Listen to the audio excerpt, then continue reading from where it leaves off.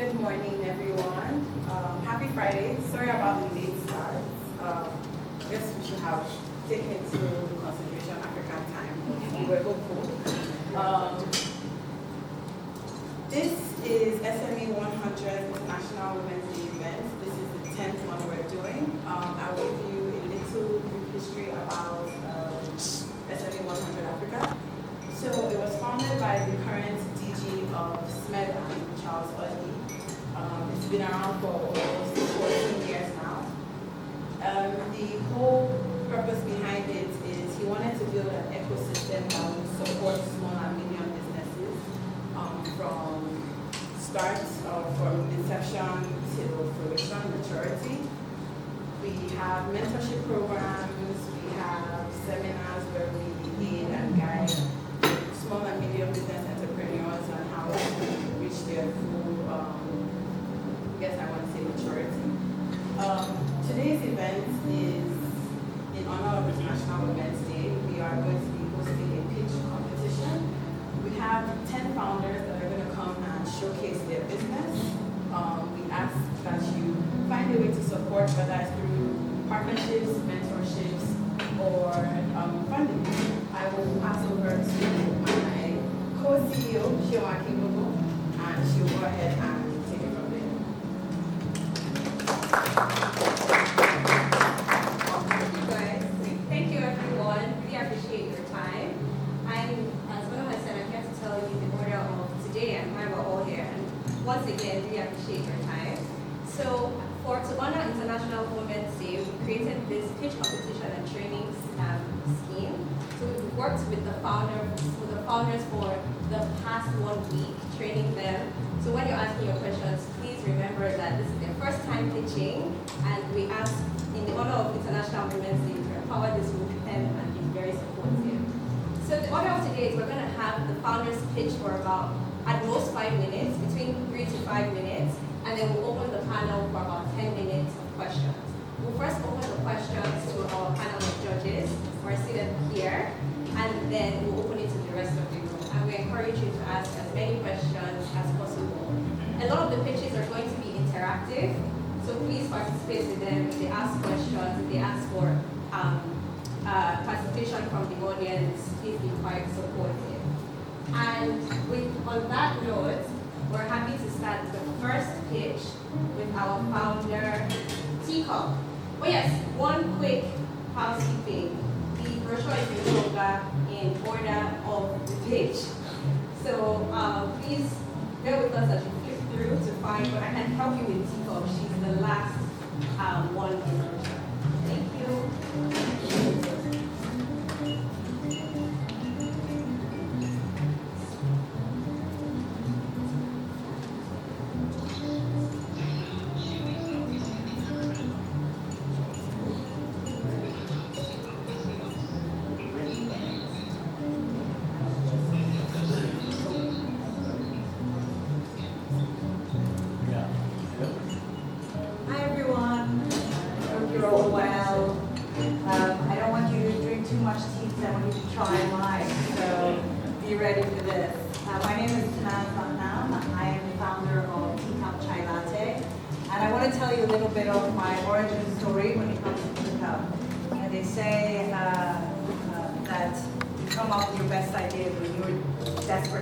Yourself.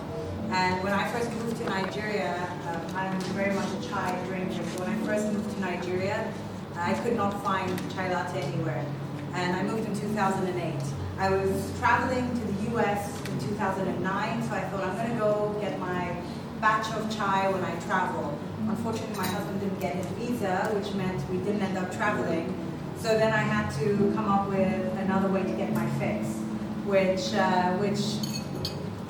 brought about Teacup Chai Latte.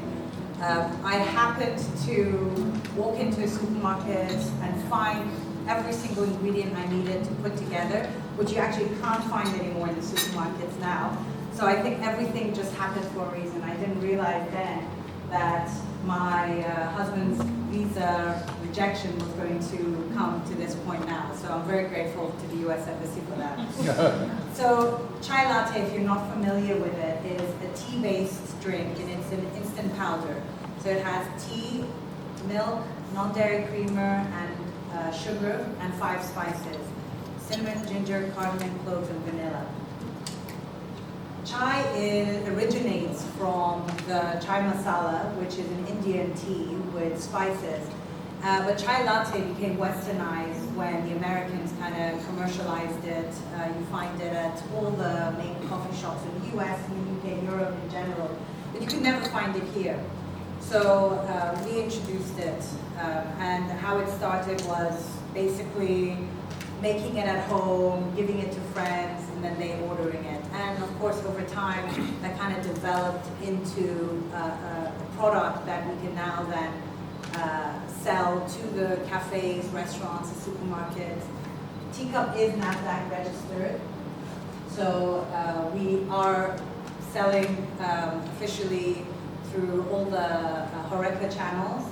We currently have over 70 locations in Lagos that we supply, and about, I think, 10 in Abuja. What we want to do now is kind of take this to the next level. From last year, we saw a sudden increase in demand for teacup and realized that the market has developed the taste for it. So what we want to do now is meet that demand. And when I say an increase, December 2023 to December 2024, there was a 3 times increase in orders just for December. So what we want to do is now take this product and develop it into a mass market product. This product is a premium product, so the price point is high for the mass market, but we want to develop 3 new ranges which are going to be sold at a much more affordable price, single serving. We have the chai latte purple, teacup purple, which the chai is ginger and cinnamon mixed with the tea, milk, and sugar. Spiced cafe latte, which is also with ginger and cinnamon. And then the chocolate chai, which is just with cinnamon. We want to introduce something new into the market that you cannot find. And we have tested the product with a larger audience, with sampling, with wet sampling, and really the feedback has been incredible. And so we know that it will sell in the market. I mean, we know because we've been selling for the past 10 plus years, so we know it does well. So if we just go back to, so what we also want to do is, right now we only have one size SKU, which is the 400 gram. We want to start producing the 25 gram of the premium product to also make it more accessible in the supermarkets, because the price point for this is still a little bit high for the mainstream supermarkets. And so we want to do the single serving to also meet the larger B2B sales, the hotels, the catering companies that cater to airlines and airport lounges and other hotels. Currently, our competition are these products. So the Nescafe Milo Bournvita, which is hot chocolate, and Ovaltine. I think people are bored with what's out there on the market. We want to give them something different, something that will fill them up with their breakfast. They can dip their Gega bread in there in the morning. And we haven't even started going beyond Lagos, and we haven't even gone throughout Lagos fully. That's my time. I'd love for you to all to try some chai latte. I'm going to pass this around, so if you don't want to try it, or if you're fasting, you can just smell it to get a feel for the product. And if you start. And if you'd like to actually try it, we also have some samples that we'd like to give out.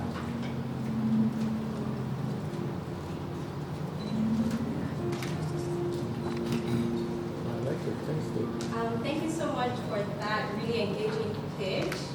So I'm going to open it up to our judges first. Are there any burning questions? Yeah, I have one, but I think it's also in one of your slides that you don't get to. What's the current pricing? This is going for retail 18,000 and wholesale 14,000. I like chai anyway. Okay, good. Yeah, I would like Have you that. had it in Lagos before? No, I haven't. Okay, well, if you do, if you do see chai on the menu, it's teacup. Okay, got it.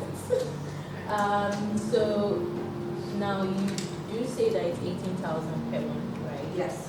And you are hoping for the next stage of growth to be more towards the mass market. Yes. So what factors will actually shrink Okay. the operating expenses or your cost of sales?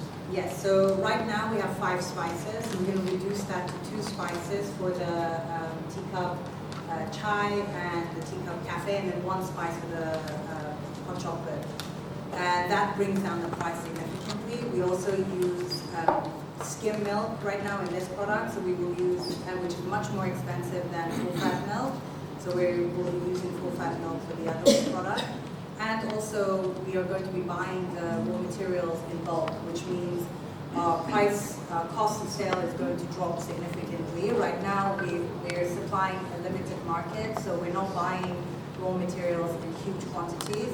So that makes the price point go up. So we can essentially even drop the price point of this and increase our margins even more.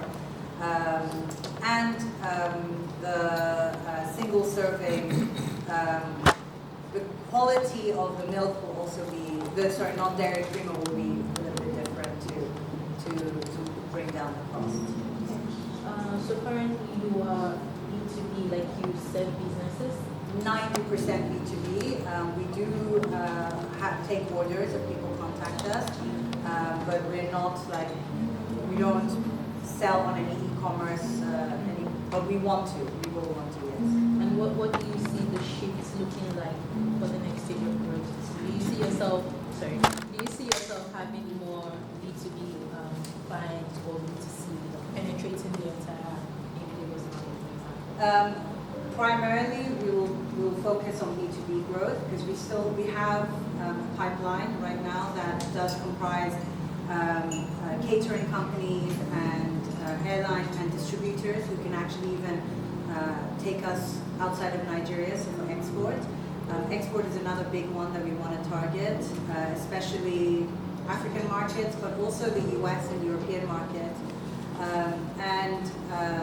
We will also be getting more into supermarkets, especially with the single serving, because like I said, the price point will be lower for a pack of 10 single serving than one 400-gram bag.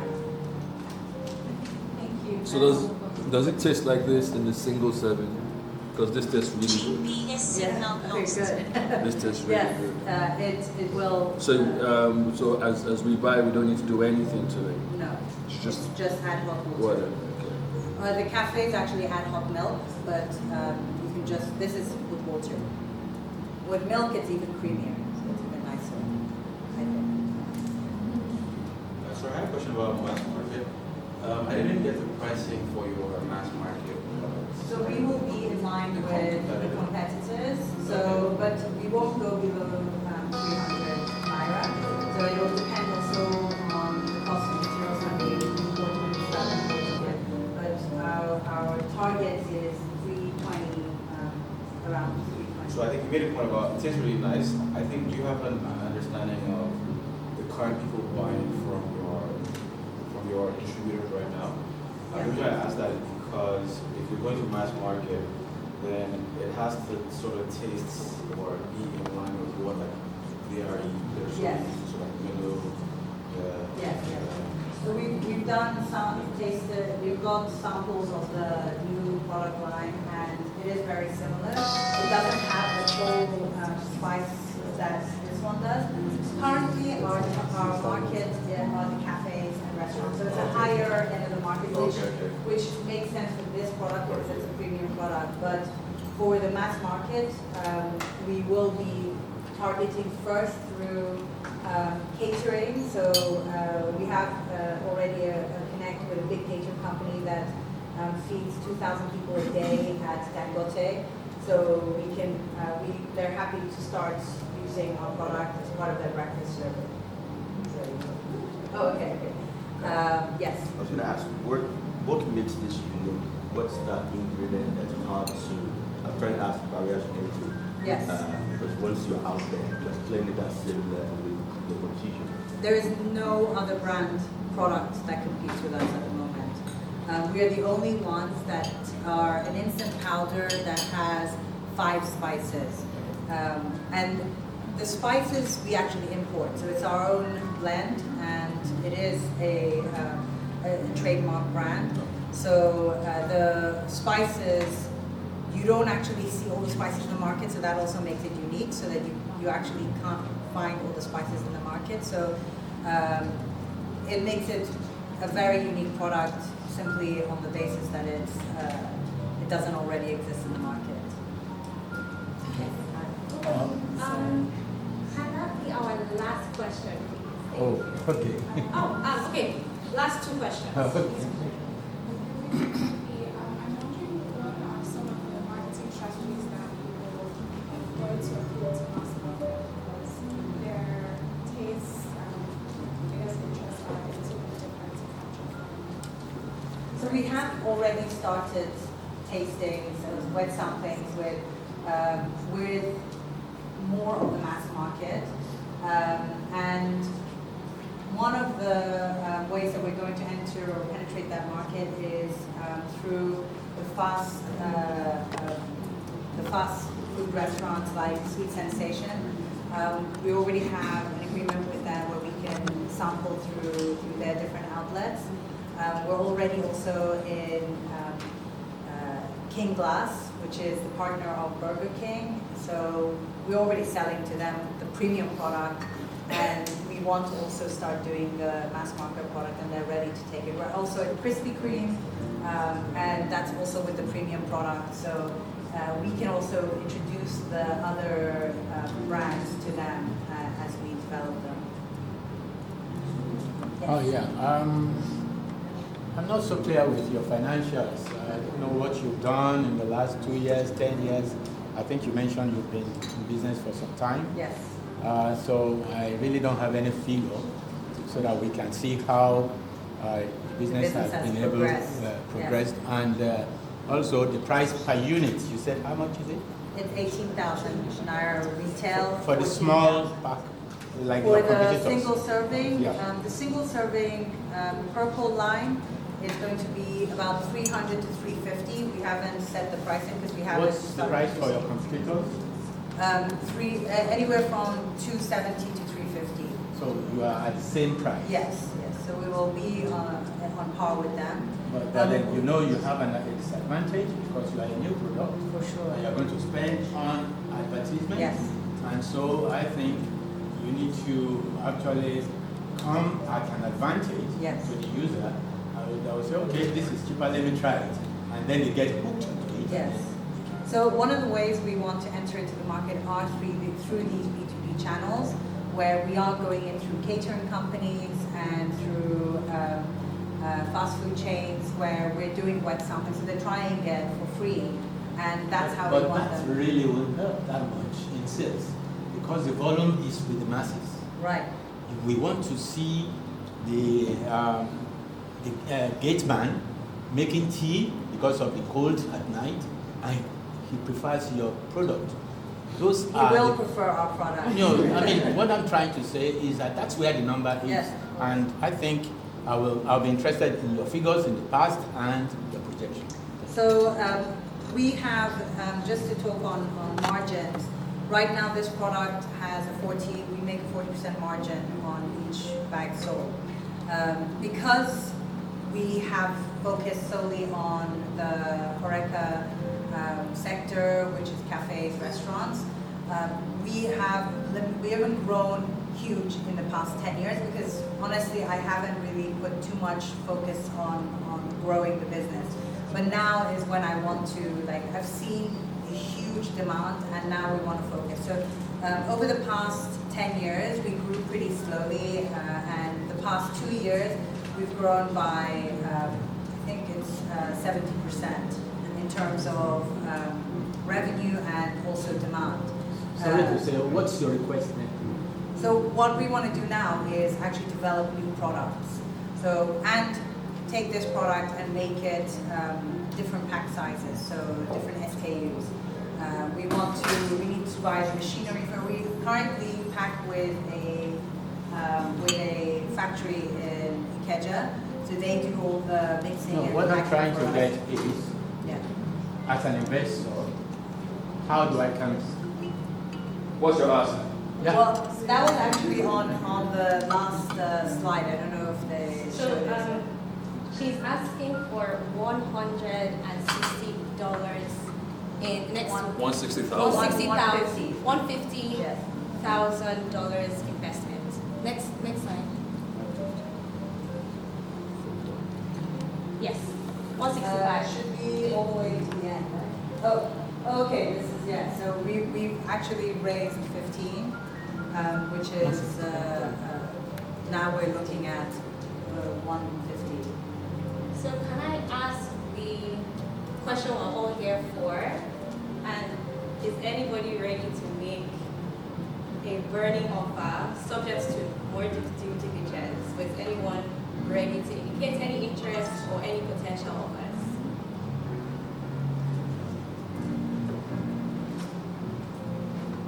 Or even offers for follow-up meetings? Okay, we have one. Thank you. Thank you so much. I am interested to know more. There are more questions I have. Yeah, I think you can pencil me down for Good. interest. Thank you. Thank you. Oh, amazing. Free offers. Thank you Amazing. so much. Thank Thank you. you. So we'll follow up Okay, with so she doesn't know this. No, I don't want to do it on. I don't do it on camera. But she doesn't know this.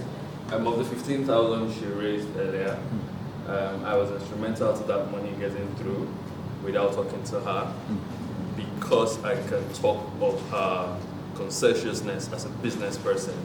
I did due diligence on Teacup as a company for those monies to come in. So, vote of confidence. All right. And he's from the Lagos Angel Network. Okay. Thank you. Thank you so much, everyone. Sure, this a little bit, because this is our first time doing this event, so we're also a work in progress. Just to give everyone some structure on how to follow, we would like our panel to use this as framework, as a structure on the questions they want to ask, or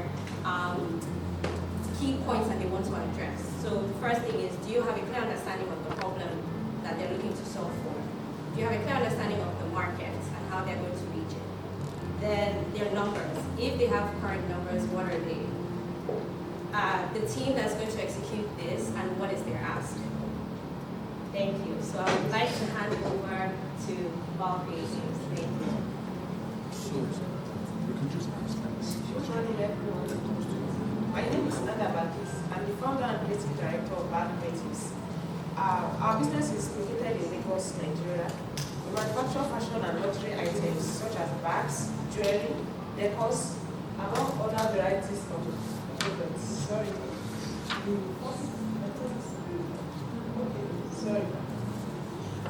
So we manufacture fashion and luxury items. These are specifically bags, jewelry, decors, and all other varieties of products, using beads, copper wire, yarns, and other accessories. We market our business online via our social media platforms and via our website, backcreative.com.ng. Our target audience, sorry, I think the other slide. Our target audience are fashion and luxury product enthusiasts between the ages of 18 and 60 years. And our business supports SDGs 1, 8, and 9, which is low poverty, decent work and economic growth, industry, innovation and infrastructure, and inequality. What sets us apart is our ability to create very unique, high quality and affordable products of different designs, and to make sure that we don't only fulfill the desires of our customers, but also exceed their expectations. Next slide, please. Okay, the problem we are trying to solve is over-importation. As we already know, we don't really have much of exportation going on. So that means that most of our fashion items are being imported, and many people believe that quality can only come from abroad, so whatever is indigenous is not really that quality. So we want to change the narrative and craft products that are suitable and fit for the international market. And our aim is to export to boost the economic value of Nigeria. And another problem we are trying to solve is poverty and unemployment. We all know that white-collar job is not readily available, even if that's an option we prefer. So, and personally, I believe business and creating wealth is kind of impactful. So, if I have my way, people to choose this tool, I will still choose business or provide it. So, our aim is not just to make money from our products. We also aim to provide skill acquisition by training people how to craft these items, which are big making and wire wrapping skills. Then another thing is inequality. In terms of being a woman, we have a lot of challenges, and I think we understand it better and easier to empower women. Next slide, please. Okay, what are the solutions we've created? Wealth creation. We've been able to generate money from selling of our products and our services, which are training other people. Then we have empowerment. This empowerment will provide free training for the less underserved community. Then we have skill acquisition that I've talked about earlier, and providing indigenous alternative option for fashion lovers. Okay, so over the last few years, we've been able to manufacture and sell more than 1,000 products, trained 100 women, empowered 50 women, and we've been able to establish partnership with Josie Crafts, Stanley Chukwu Foundation, and some secondary schools where we aim to train people for free for them to have skill acquisition. So, looking at the market size, the manufacturing industry is a large market. $100 billion is the estimated value, and the manufacturing sector is largest in Africa and plays a key role in driving economic growth. Okay, so when we started in 2021, we started with generating less than 500,000 naira as revenue, and as of last December 2024, our revenue has improved to 9.8 million naira. For the ask, we actually have limited physical, human, and financial resources, and we need up to like 10 million naira to be able to scale, and that involves we are already having export readiness to be able to export our products, so we have to fulfill some things like documentations, logistics, and all. Then the 50% we go into buying different varieties of beads, copper wire, accessories, and other tools and machines for production. 20% to hire more people to increase our workforce. 10% to empower the underserved by training more people. 10% to rent a more spacious place in other strategic areas. Thank you. Thank you very much. So we open up for any questions from our panel of judges first. Sure. So you say you're looking for how much? 10 million. Let's go over that ask again. So with 10 million naira, you're going to achieve what? Let's go over that again. Our aim is to use 50% to buy. That's 5 million naira. Yes, sir. So which includes different varieties of beads, copper wire, yarns, accessories, and machines and tools we use for production. Where's your current location? Where are you working from at the moment? Lagos, sir. I know now, what part of Lagos? Via Ikoyi or Abuja? Mainland, Buka Bosco. Odwande Market, precisely. Okay, so you get 10 million naira now.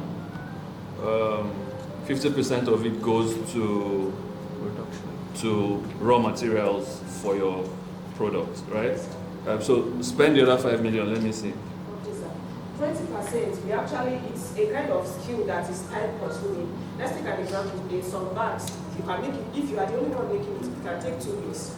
And if we are to make the order in large quantity, we require to hire at least 10 more people to add to this trend are labor force. So we intend to use 20% of the money to hire, 20% is 2 million. yes, to hire at least 10 more employees. How much will you pay these 10 employees? And we actually pay according to, because we have different products, they earn according to products made.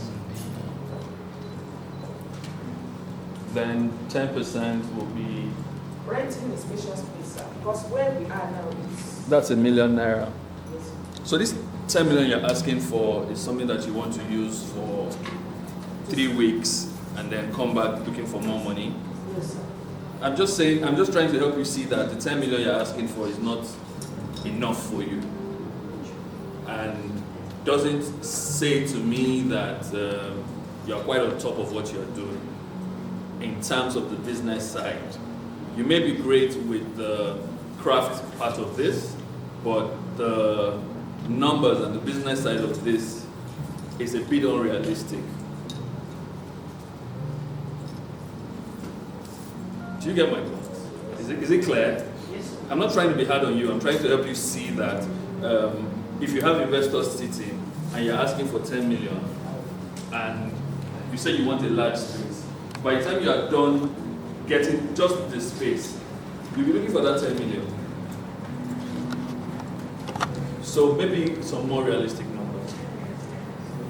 Should I take that as an offer for land Okay. for 20 million? Not Since my ask is too small. Not yet. Well, thank you for the feedback. One of the things SME 100 is doing is we're also partnering with the founders to train them. So that's something that we will definitely partner with her to make sure she expands her business model and is asking for enough capital to push her into 18 months because each founding round should be 18 months. Thank you. Thank you so much, sir. Still a couple more questions. Yeah, I look through your products, they're quite nice. I think they are more of what you will find in high-class shops, supermarkets. I don't see them as day-to-day use items. But your figures is showing that well, you did about $500,000 last year. No, $500,000 when she started, 9.8 last year. 9.2 last year. That is a very, very good figure. But you also said that you train people free. Yes, sir. Is it, And empowerment. are you more interested in social business or is real capitalistic business that you are into? We have So if you are inviting someone to show interest and invest, what percentage, if for example you get the 20 million instead of 10 million, what percentage are you giving to that 10 million investment? Okay, sir. In training, we actually, our revenue comes from selling our products and training people. So, which means we have a paid training class. Then we have the one we have for the underserved community, which is free, a kind of empowerment program where we train the underserved for free. So that is just. So you're actually training so that you pick the best and then you employ them. Is that it? We do that, sir. Okay, that's what I think. It's a good system. Yeah. I'm Gordon, I'm global estate. Maybe to help with the financial, give me a rough idea how units you sell. What's the gross margin? So if you sell one bag for 5,000 naira. You said what's the what? If you sell a bag, assuming 5,000 naira, what is the cost?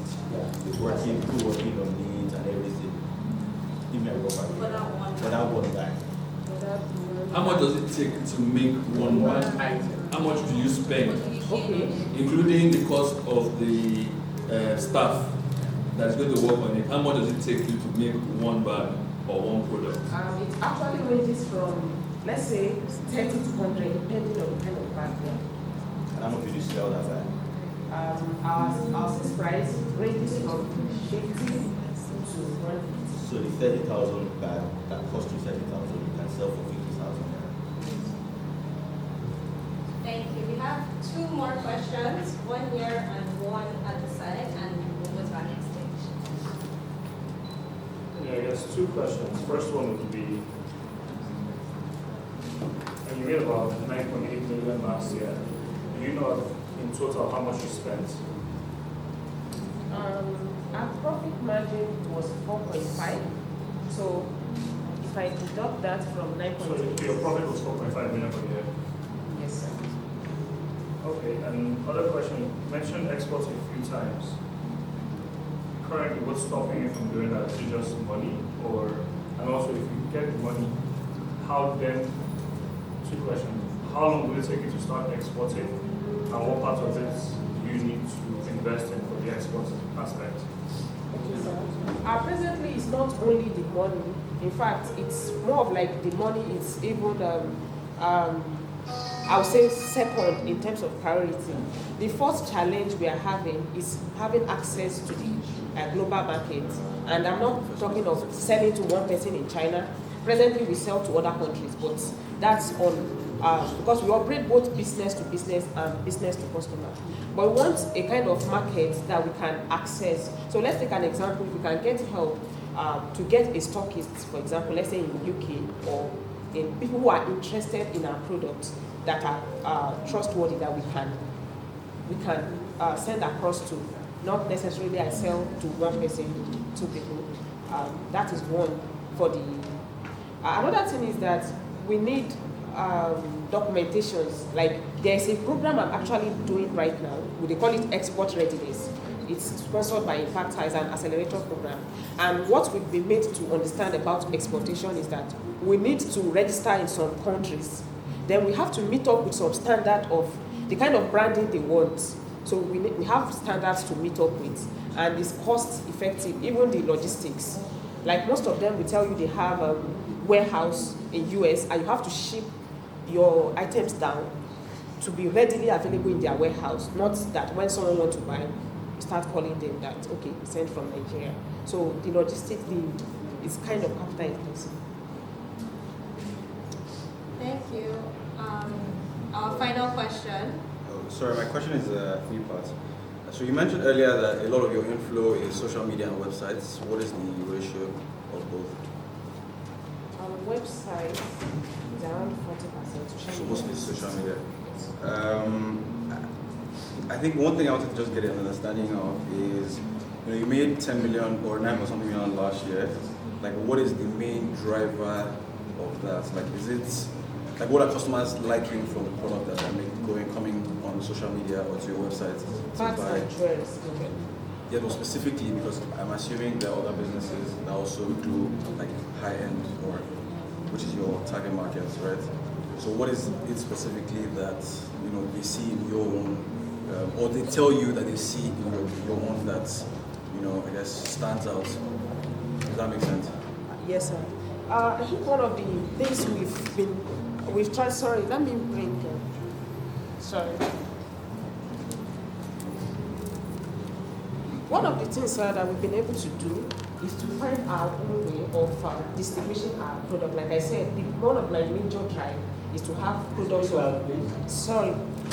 One of my major drive is to have products that are of the global standard. So, sir, if you can feel this bag, so I don't know if you are. So I'm not really into. I want to explain something. Okay. Anyone that is into big bags, it's usually not very fair when you make it. So the style I used in making this, even to employ people, some of them will tell you they cannot, even if you are ready to pay them, they cannot do it because it's a kind of a way I devised just to have Specialized. Yes. Okay. I think the last thing I wanted to ask was, you mentioned that you do pay training. Is that part of the revenue you mentioned? Yes, sir. What part of your revenue? Sorry, what part of your revenue is the training out of the 9.5? Does that make sense?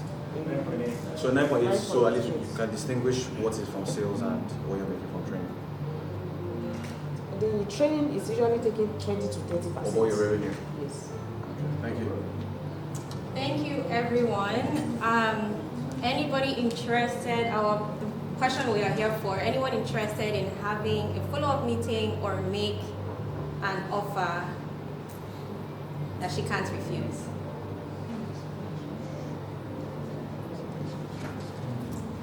Going once? Going twice?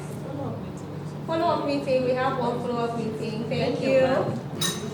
Follow-up meeting, 2 follow-up meetings. because Thank of the you. social impact, social business. Thank you. But there are still questions. Thank you, sir. Thank you so much. Thank you. You did amazing. Thank you so much.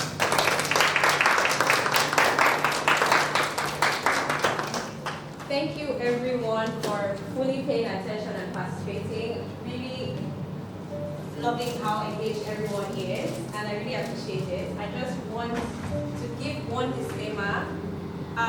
These are very early stage founders, and a lot of them are not yet 100% on the financial. Sorry, one second.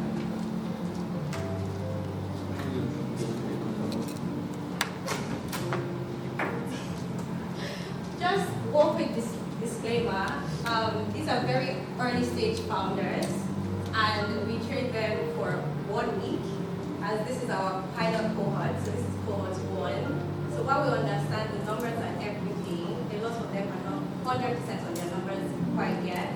And as part of the incubator that they will continue to be on, that's something that we're working with them to make sure they will get up to date. So while we still encourage questions on the asks and the numbers, just want to remind you that they're still quite early stage. Some of them are quite on top of the numbers, but most of them are still quite new to this, and this is their first time teaching.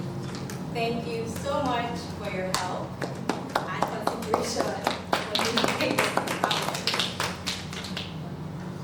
So give us 1 minute to Sorry. set up. Sorry. I think their businesses are serious businesses. The interest of investors can make a change to their businesses. So really, it's not an excuse that they will not be able to convince an investor to say, okay, this is the value of my business. I'm asking for this. You know, I'm sorry, I'm a bit too, I love this Dragon's Den, and I've been watching it. So when this program came up, to me, I just jumped to it. I really love it. And I think there's no small business. It depends on, the figure they bring here shows their mindset. If your business is small and you appreciate that it's small, but it can be bigger, and you tell an investor, this is my worth. I'm ready to give 5%, 2%, 1%, help me together. Anybody that's investing is not going to throw his money just like that. It's not always charity, you understand? So they will want the money to grow, and you too, the business is also to grow. So I think it's not an excuse for them to come and not be able to give us some figures. Thank you. Thank you. So we'll get ready for our next founder with Brandify. So we are ready for our next founder, Brandify Hub. I won't talk more on that, I'll just let her introduce herself. But I wanted to emphasize what Sharon said in these are new businesses. We did tell them that the focus was on talent and kind of refining their pitch. The idea is that once we have committed investors, we will go back and do due diligence to make sure their numbers are correct. That's why SME 100 is here. We're not going to take anyone's money without making sure the due diligence is done. And also, if there's equity involved, we have legal on team to make sure that no one is going to be at a loss. We want them to feel comfortable, empowered. It's International Women's Day after all. So the goal is to empower them, encourage them. Thanks everyone.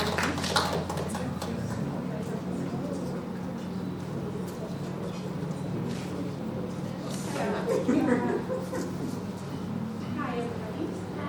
We cannot hear you. Oh, okay. Well, in today's world, digital presence is everything. I don't know, can you remember the last time you bought something from a small business or a business you saw online? Just because you saw the business online, can I see a show right? Yes. You bought something, yes.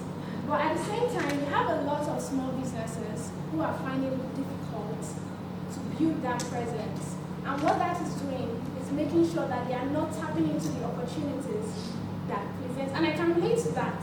Now, my name is Khadija Baima, and I'm the founder of Brandify, a digital media and management agency that is dedicated to helping small and medium-scale businesses start, grow, and scale on social media so they have time to develop their business.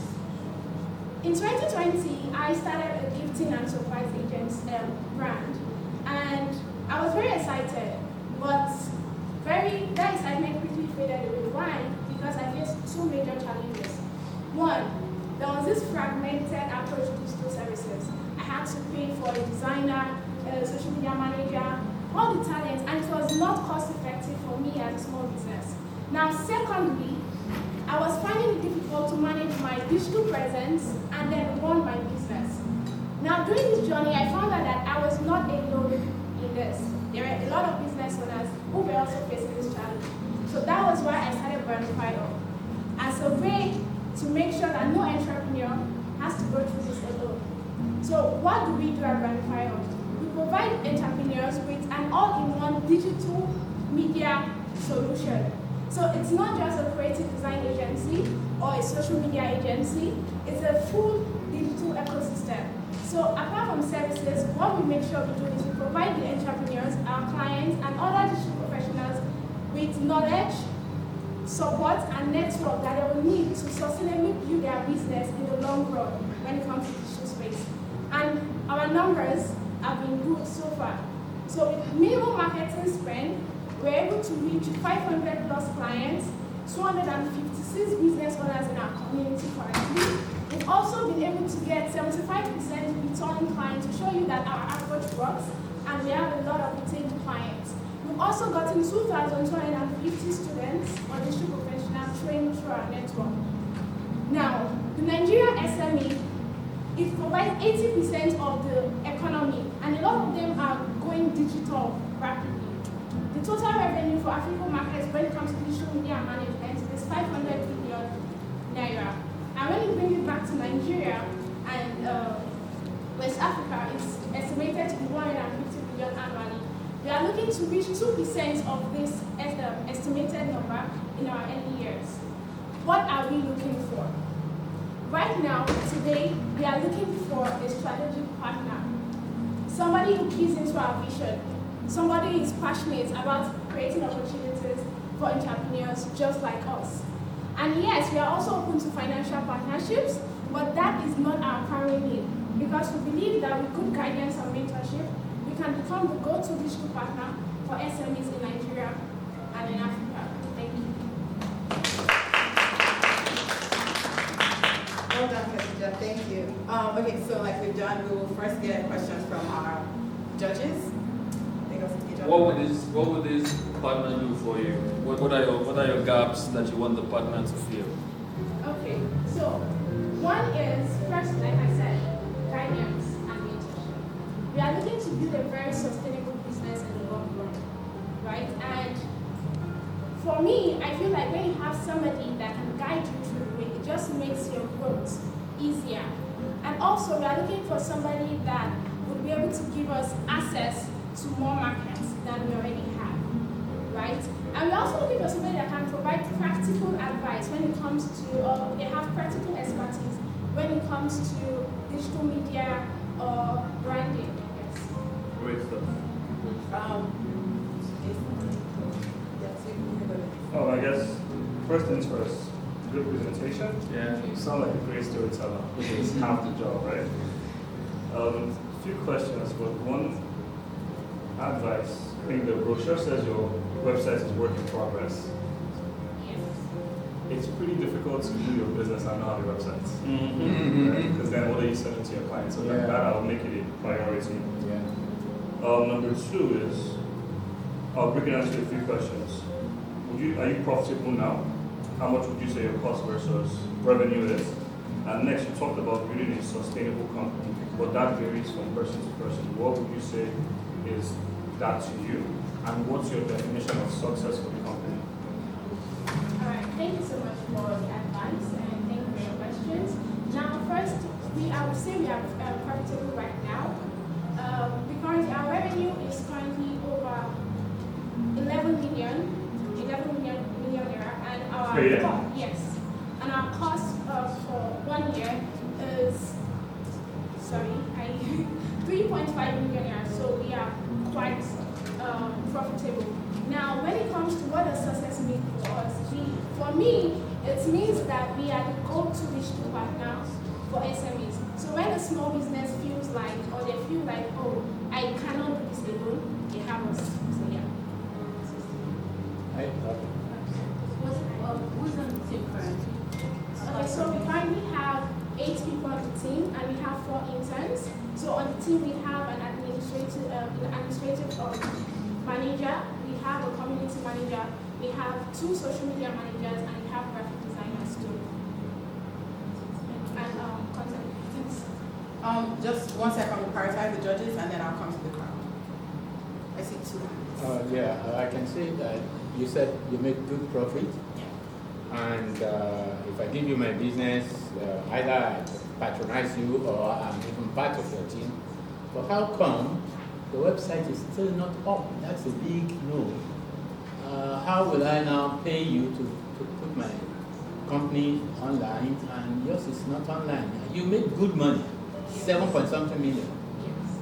So Okay, so for us, I feel like we've really been focused on social media, more like websites. So we've realized that a lot of businesses, small businesses, when it comes to, they really want to focus more on social media first before they start thinking about, oh, I need to have a website. Because a lot of people do not actually patronize the small businesses from websites. And they've realized that it's like, oh, they just have a website and nobody's actually going there to patronize them. They'll prefer to go to their DMs or meet with them. Or, I mean, we've all got something here. How many times would you say you've gone to somebody's website to actually patronize them? Mostly they'll say, oh, I've seen your, why don't you respond to your DM? Oh, I've messaged you on WhatsApp. But you are asking me that you will handle my social media and my presence and everything. I think that's what I understand. Yes, your social media presence. Yeah, so it's just social media, Yes. not the website and everything, Yes. but make sure that it's relevant Yes. and it's advertised. So how do you handle? Like I said, we handle your social media presence, right? Now, for the digital, if you are a business that wants to scale, like you want to move on to the digital, we have a digital marketer on team and a website. We have somebody that we partner with when it comes to websites that we can create websites for you. So it's all dependent on what the business needs at that moment. So maybe a feedback, right? I like your pitch, I like the business, I like everything. Or you did mention something about building a sustainable business. So you want to be positioned as a go-to business. You want to meet people and give them that quick elevator pitch and tell them this is what I do, even without the business card. All right, thank you. Okay, we have one question here. Hi, really nice deck. You had mentioned there's a minimum marketing spend. What is that spend, please? Marketing spend. So you had mentioned, so what sort of businesses do you work with? As a business owner, so what's the minimum that I can give you for us to work together? Oh, Yes. It's definitely USP. What I want to find out is what is the sales channel right now with the businesses? Is it that you've gone to them, how have they found you? Obviously, you get money, you scale, maybe your website and everything. But currently, like, what is that channel to get with businesses? Okay, so our major channel is social media and a lot of word of mouth. So like I said, we have a very high retention rate, so we don't have to spend so much getting new businesses. So you get a 40,000, for example, every month. Yes, so currently we have a stable, for our social media management, we have a stable 11 clients every month. And some of them, about 7 of them have been with us since we started in. What's the average they pay? So the average is 80,000 naira for them. I think we have 3 clients that pay 170,000 naira. We have one question here, and then I'll come to you. Great pitch. Question, how old is your company? Okay, so I started the business as a freelance company in 2022, and we transitioned, or I built my team in 2023, so we are going to a year. Great. Another question. You said you want someone to help you get into other markets. So what would you say your current market is? Like who's your biggest client? For example, if you can share that information with us, who do you have Martina, who are the ones that keep coming back? Because what other industry or market do you want to enter that you're not currently? Okay, so I would say our biggest market is fashion brands and food brands. But we are looking into entry market with travel and construction. One last question. Most questions asked, but you did say social media for your new generation. Which of the channels are we talking? Instagram, Facebook, exactly? Yes, Okay, so how do I find you on Instagram? Do I type? yes, at Grandify. Welcome you. Okay. Well done. Well done.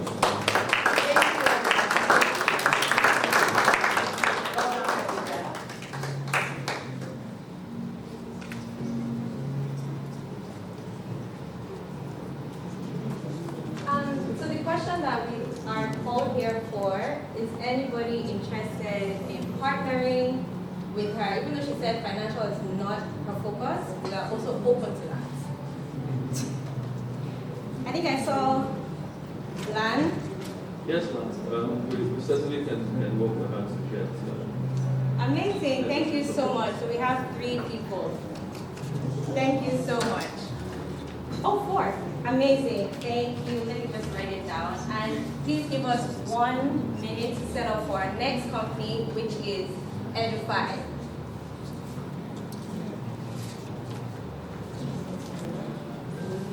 Okay, so we have our next founder, and we have Edify. We're going to allow her to take the floor.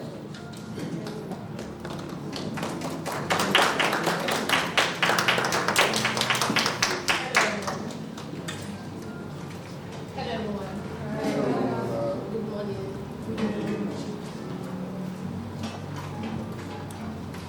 Train up your child the way he or she will do, and he or she will come the path.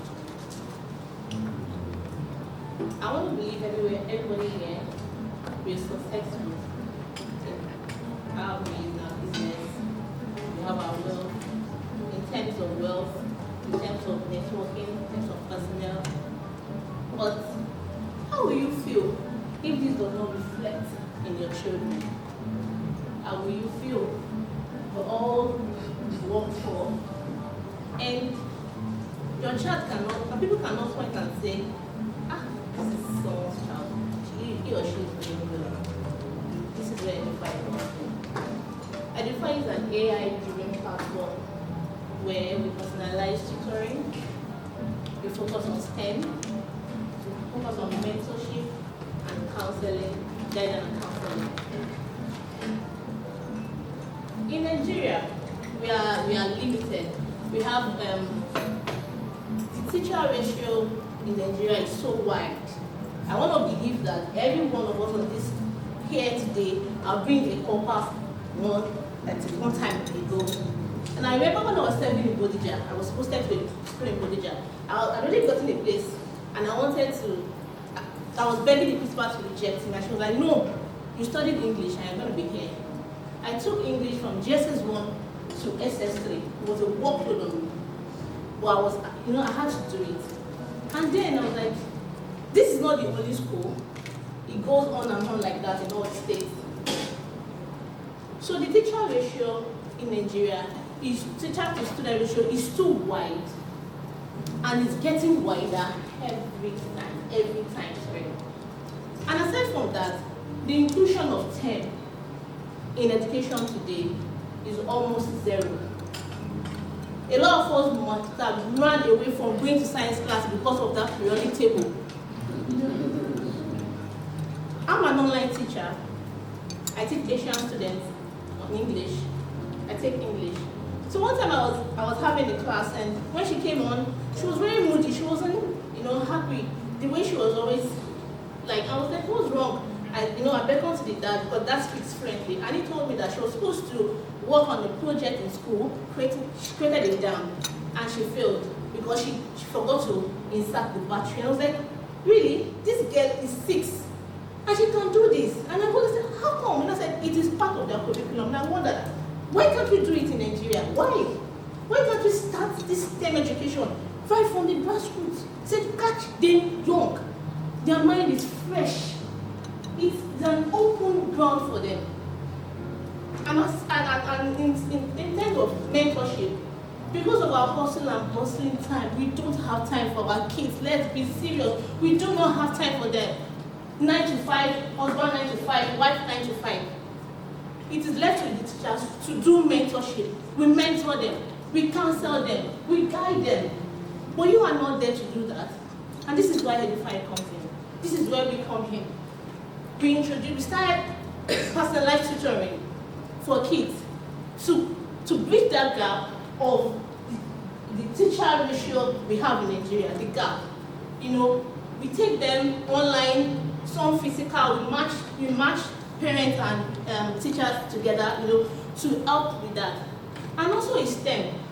My daughter, she's 9 years old, she'll be 10 in May. She's a good graphic designer now because my husband is into UI, UX designing. And she learns from my husband. And as young as that, she can do it. We don't have to come and say, what do you want to do when you go? And say, no. They can do other things. They can learn coding. They can learn robotics. They can learn fashion illustration. On and on and on and on like that.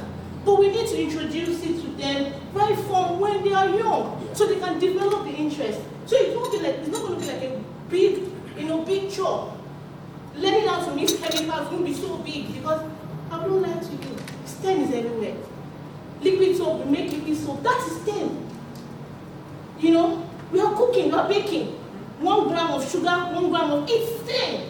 We need to let them understand that science is everywhere. And that's where we come in. We personalize tutoring on STEM. I'm glad about mentorship, and then I'm sorry I'm nervous. I'm sorry. You don't look nervous. So mentorship too. You don't look nervous. We have mentors on the board that take them in periodically, and you pay for it. You monetize your time with the kids. You pay us to stand in gap for you, so that this next generation will not be in shambles. I wouldn't lie to you. This set of generation, K-12, they are being neglected gradually. Have you been to government schools? It's more like they don't have structures, and that's why we are here. We want to take it to another level.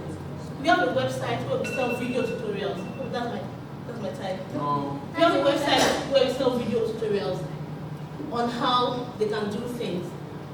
Aside from the job, I'm a fashion designer. This thing I'm wearing, I made it myself. How did I learn it?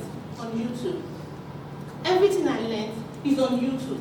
Whenever I'm sewing and I'm stuck, I run back to the video. I watch again. Imagine if your kids are stuck in the traffic. Instead of wasting their time on TikTok, they go to our video tutorials, they watch.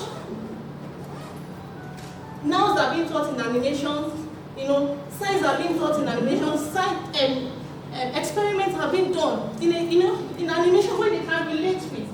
Then they grow interest from that. And that is what we are solving. These are the problems we are solving.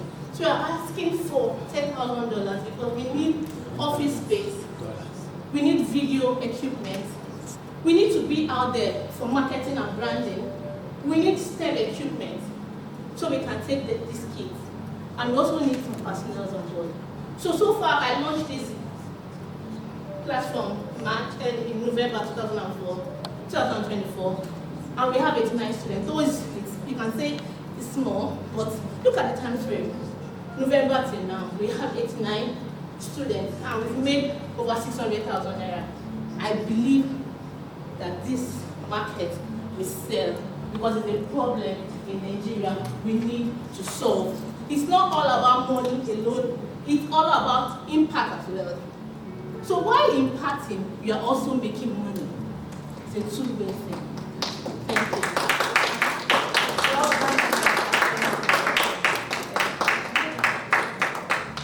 Okay, prioritize the judges' questions and then we'll take it to the floor.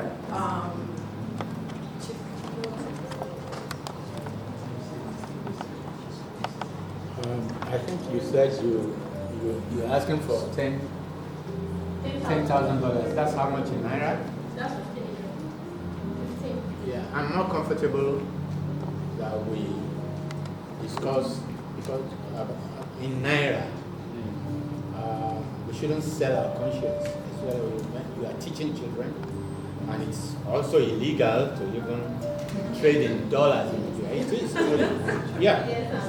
You can cost it in dollars, yes, but you must price in Naira. And that's how you also have to be proud of our country.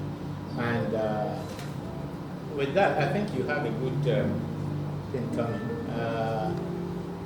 But what you said is, this percentage there, 40% for Product development. We want to create an app. We will need office space and some video equipment. I should have listed that. yeah. Okay, then, if you get this amount, are you looking for grants, gifts, or investment? Because you did say you want contribution. If it's a grant, I'll just give and then walk away. And then, but if it is an investment, I'm interested. If you get grant, it's fine. If you have an investment, it's fine. I would prefer an investment being that where you put your money, your heart is. And aside from your money, we are also going to tap into your network and your ideas. So, am I answered that question? Thank you. Next question from another group. Well done, Daniela. What is the product right now? Is it because you did say you have 80 plus students on the platform, and I'm also looking at say that you reach out, you get them through the educational institution. So what is the product right now? Is it the website? And what is it? Right now, we are into personalized tutoring via the WhatsApp group. So There's a WhatsApp group, and also for the website, we sell the books. We have math and English for now. Probably that's because most of the tutors that have been sending their videos, the quality are not so good, and we can't put that on because we are not looking at Nigeria alone. We are looking at it globally. So we want it to be up to standard, and that's why we really need funds for the video equipment as well. So currently, the content you have, how do you generate that? The content For the yes, some of our tech guys have been the one doing that did the math and the English in our own space for now. So they are tech guys, are they also education people? How do you verify the? I get the content I sent to them and they work on it. Thank you. Another judge question, and then we'll come to the crowd. So mine is well done, well done. I said look. So mine is two ways. For subsequent pitches,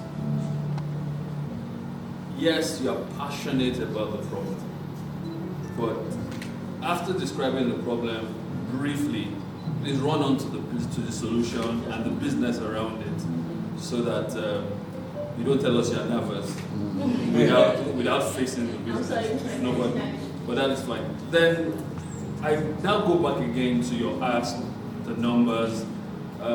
15 million. Have you costed how much it would take to build your app? Yes. I suspect you have not.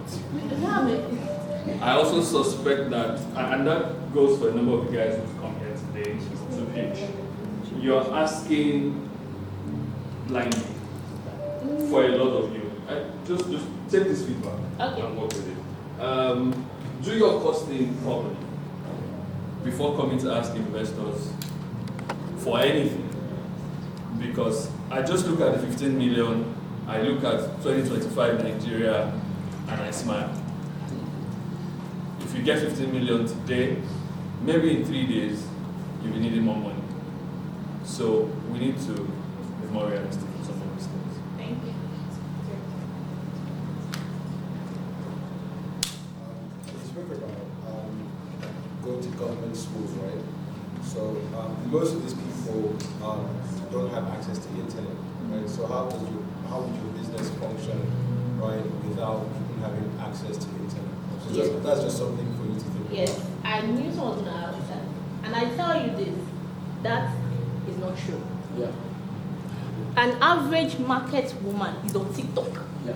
And most of our classes, like 25 minutes, 30 minutes, at most 45 minutes, because their attention span is little. Sure. So we have to, so you can't tell me they don't have access. They do.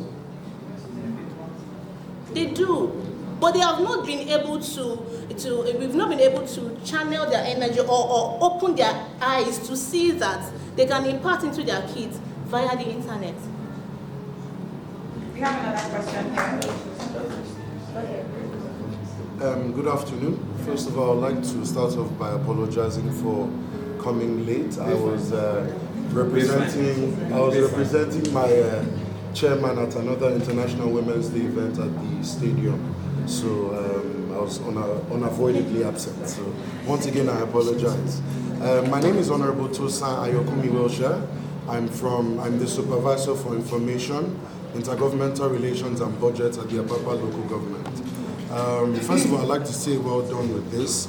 My question is, this product sounds really good for the schools like the private schools, the St. Saviour's and the likes.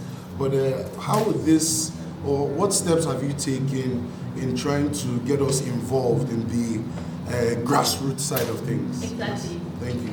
When I was speaking yesterday, I told my facilitators that I moved from Ibadan to Lagos.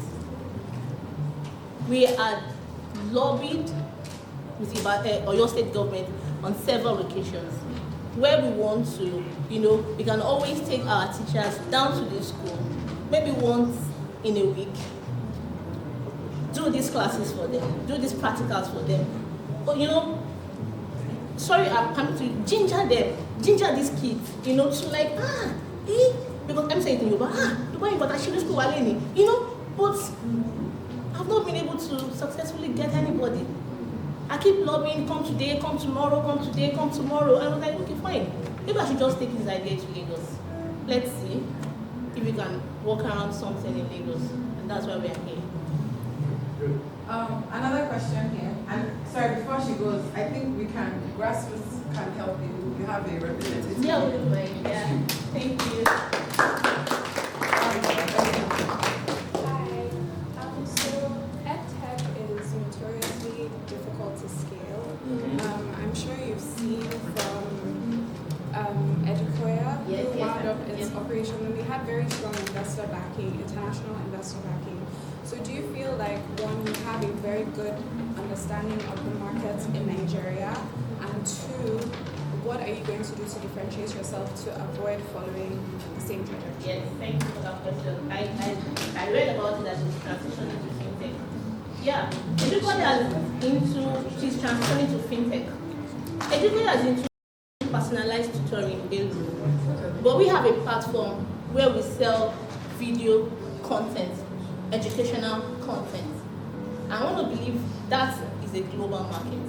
Aside from the personalized tutoring, that is a global, it's just like Udemy, but for K-12. So aside from the personalized tutoring, that is a platform that will scale if we can get the right support for it. I hope I've answered the question.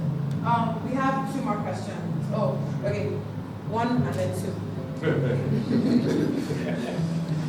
I guess. Oh, you go first. So my question is around, I know you mentioned TikTok. Because you're competing against TikTok in a way in terms of attention, what is your strategy towards making your EdTech more interesting to the kids so they build the discipline on shooting you over Yes, social I mentioned something about animation. We want these videos to be animated. When I spoke with the facilitator, she said someone into animation is going to be here. I was really glad from the bottom of my heart. Because my kids are addicted to Z the films. I don't know if you know Z the films. She talks about the body anatomy with cartoons and So if we can get this in animated form, I tell you, it's going to be a go-to for the kids because they can relate with it. Okay. Thank you. Another question, and then we'll take our last question. Hi, Yola. Well done. Thank you. So I have two quick questions. One, what's the age range of your target audience? It's K-12, that's kindergarten to SS3. Okay. Then the second thing, your tutors, what type of certifications do they have? Yeah. Some have BSc, some are already into teaching. And I wouldn't lie to you, I'll be straight with you. We have some core members still on board that take tutorial, because I've been teaching since when I with my SSC, right after finishing my SSC, I've been teaching. Even while in school, this is what I used to survive. This is what I survived on. I was a private tutor. You know, if you know your onions, really, you can deliver. There are a lot of people with certifications that cannot deliver. One last question. So, who is your customer? Because it's definitely not the kids, right? So it's Parents. either parents. And schools. I've worked with quite a number of edtech companies, and I mean, aside from the issue Edkoya had, I've worked with two at least that have similar offering to some extent. What is the USP for parents? Because you know the argument is like, why am I paying for this when I can just go to YouTube, or there are some relative like comparisons they can get. There's also Go One, who is like a tech unicorn from South Africa that does something similar as well. Same structures, you know, selling online courses, but they also do global, just not for Africa, right? So it's sort of understanding like where the people you have signed up today, like what has been, you know, the thing for them. Okay. Just so that you keep that in mind. People I have today are people that already know me. Word of mouth, referrals, you know, for my children's school, for my clients, and some teachers brought them on board as well. So it's been people that I have a relationship with at some point, from churches, you know, true friends, and did I answer it? Okay, if you still have interesting questions, just because we're short of time, we have access to the founders, so you can also send us your questions, and then we will follow up on your behalf. I think that is all. If there's anyone interested, please let us know. Funding, partnership. And then Susan already said he was interested too. Also, you guys, there's refreshments in the back. Please help yourself while the pitch is happening or when we're in between pitches. Thank you.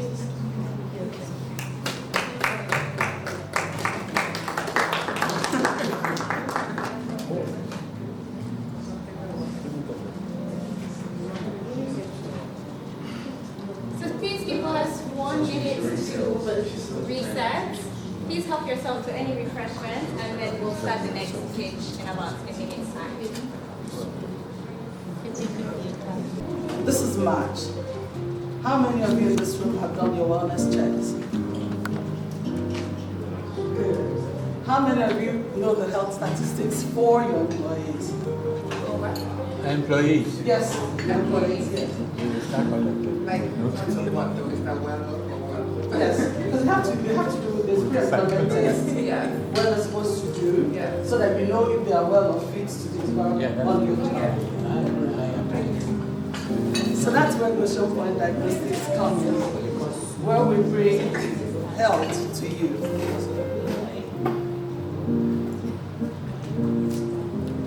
I want to find out something, man. Are you aware that there are packages for women's health checks?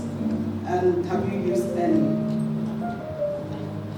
Okay, then since you know, you need to come to Notion, or we come to you. The problem, most diagnostic centers in Nigeria are having issues because one, they are unfunded, two, it's too crowded because the private the private sector is what is serving the diagnostics well in Nigeria. The government sector, the hospitals are underserved because of the numbers they have, they can't meet up with the results on time. This causes inefficient system, and then there's limitation to access to care. Because without you getting an accurate diagnosis, you can't get treated on time. That's the problem. Next slide, please. We're here to bring solution. One, by using technology to increase our customers' reach. Two, by having a mobile truck, just like we have food truck, we want to have a mobile diagnostic truck where we can reach you anywhere and cater for those areas that are underserved.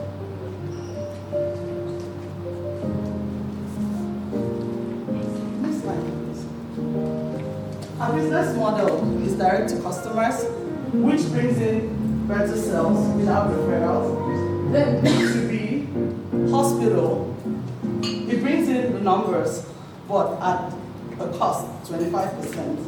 Then the HMOs also gives you numbers, but the cost of each transaction you do with them, it's really reduced so that you can get the numbers.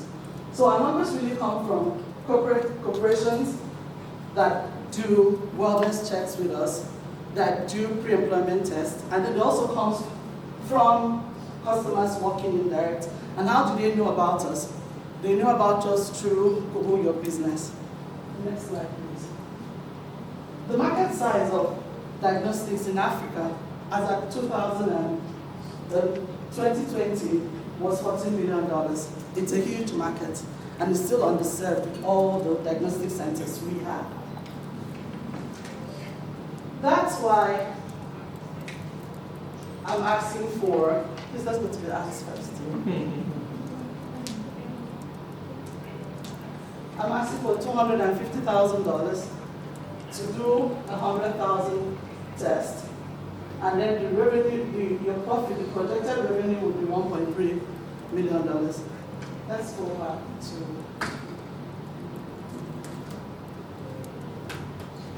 a competitive advantage. One, when you come to Ocean Point, you get your result within 1 to 48 hours. And even the HMOs we are using, they've increased their sending because of the fast turnaround time as a result. And then what we really need now is to have a truck, because the diagnostics that we take to people, we go by our personal cars and we can only carry limited equipment. And how do we intend to get this money? The corporate organizations and HMOs would generate the income for us. With the use of AI-powered cloud, we can manage our patients effectively. This is our traction. When we started in 2021, because we started in a very small place, our sales was really low. But when we moved to where we are now, our sales went up. But last year, we had a dip. And that's why we've seen that. One of the major problems is that we don't have access to markets, the kind of markets we are looking for, which are the corporate clients who create their awareness, and then the underserved community, which has a very large population. The next slide, please. After this. Our expansion and long-term strategy is to strengthen our partnerships with more paying HMOs, because we have HMOs that don't pay. And then it's also to expand our market to other states. Like my plan for this year is by December I should go to Ekpe, because we have a large market there. And then the short term is within 18 months we should be able to launch a mobile truck. And then the medium term is later on, maybe after next year we should open in other states. Because we don't want to have centers everywhere. We just want to have each state, we should have a center, then the mobile diagnostics bring us the market. Thank you. So we open up with our panel of judges. Any questions here? I think MTN had something like that, so are you thinking about, visitor? The competition we are in the face? Yes, actually, if I had an offer to join them because we were doing something for women in the diagnostic space, but I didn't have the mobile truck. And then my equipment for Mammo, which they wanted to send lots of people to my center, broke down and couldn't be fixed, even till now. So are you looking for money to buy another one because you're asking for how much? $250,000 US. I'm a Nigerian, please put it in Naira.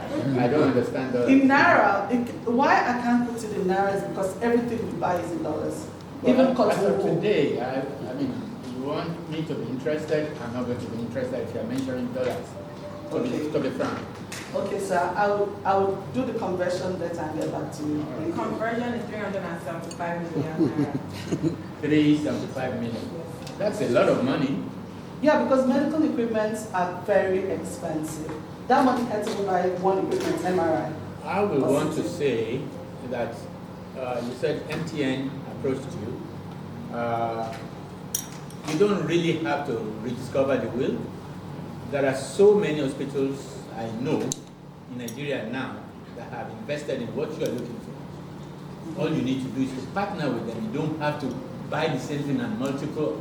These things are quite expensive and very expensive to maintain as well. Yes. So you can as well partner with other people that have this equipment. I tried that last year, but it didn't work out well. Yeah. So it's something that I've experimented before. No, sorry.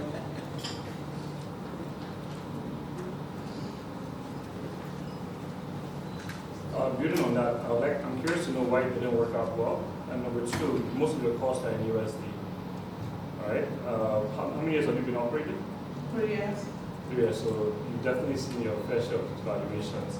How are you able to adjust your prices relative to the valuation, or else you lose all your margins? Right. So are you able to transfer the cost immediately directly to your customers, or do you need to keep it? So you're not. No, I transfer not everything because, in this business, volume is what makes the difference. It's not the cost. You make your profit through volume. Like if you have you have a wide range, then you can make up to 30-40% profit margin on it. Yeah, but that's what I'm saying. If you're estimating that there's another devaluation, that 30-40% quickly goes to 20, right? 20-25. Where were you 3 years ago in terms of margin? My profit margin, when I left where I was, when I scaled, it went up 500%. I have that, I can send that to you. Profit margin? Oh, no, sorry. The profit margin went up to like over 50%. 50-60%. And the period has only gone from 60% to 40%. It's gone down to 30. So now it's 30%, so it's Yes. gone down now. Yes. Okay. So I guess that's the first one. You also mentioned there was a dip last year. What caused that? The economic pressures, and then I wasn't feeling well. I was really stressed out and very discouraged. So I wasn't going out marketing. I wasn't doing a lot of job. It was just my team that was keeping the business afloat. How big is the team? 15 people. Wow. But physical staffs in the office, about 6. Or you work with consultants, so they come in like I can't afford a radiologist because if you get one, you have to pay a salary for a radiologist in your center a month is close to 2 million naira.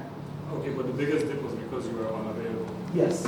And then there was no market. It was really difficult for me because of funds. When the funds come in, you have to fix your equipment, you have to pay staff, and then petrol and diesel just went after our budget. Everything changed, so it was very hard. So to make my key comments would be curious to see why it didn't work, because the partnerships you mentioned would most likely help you scale without being too reliant on yourself. Mm-hmm. It will also help protect your margins, because if you're too dependent on keeping the cost the same, any more devaluations in Nigeria and those margins are gone. Yeah. So then you're stuck with assets you can't pay back and you're losing money. Also important to invest in a good number 2, because I understand you were unavailable, but I had a number 2, and the number 2 also was unavailable, a medical doctor. yeah, that's why I said invest. So even if it means getting a new one, because Yes, I'm trying to move on that process, getting a new one. a few more dips and you don't know how much more you have. But otherwise, I think it's a good business. It's just a few things to think about. But the easiest way is what partnerships help you scale without costing you 250K, and also protect your margin, because it's easier for a hospital to push on those costs than for you to do that yourself. Yes, I'm partnering with other labs because we don't have all the equipment.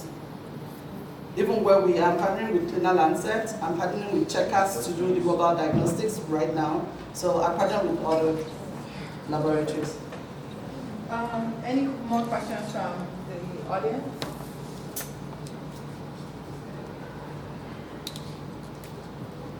Okay.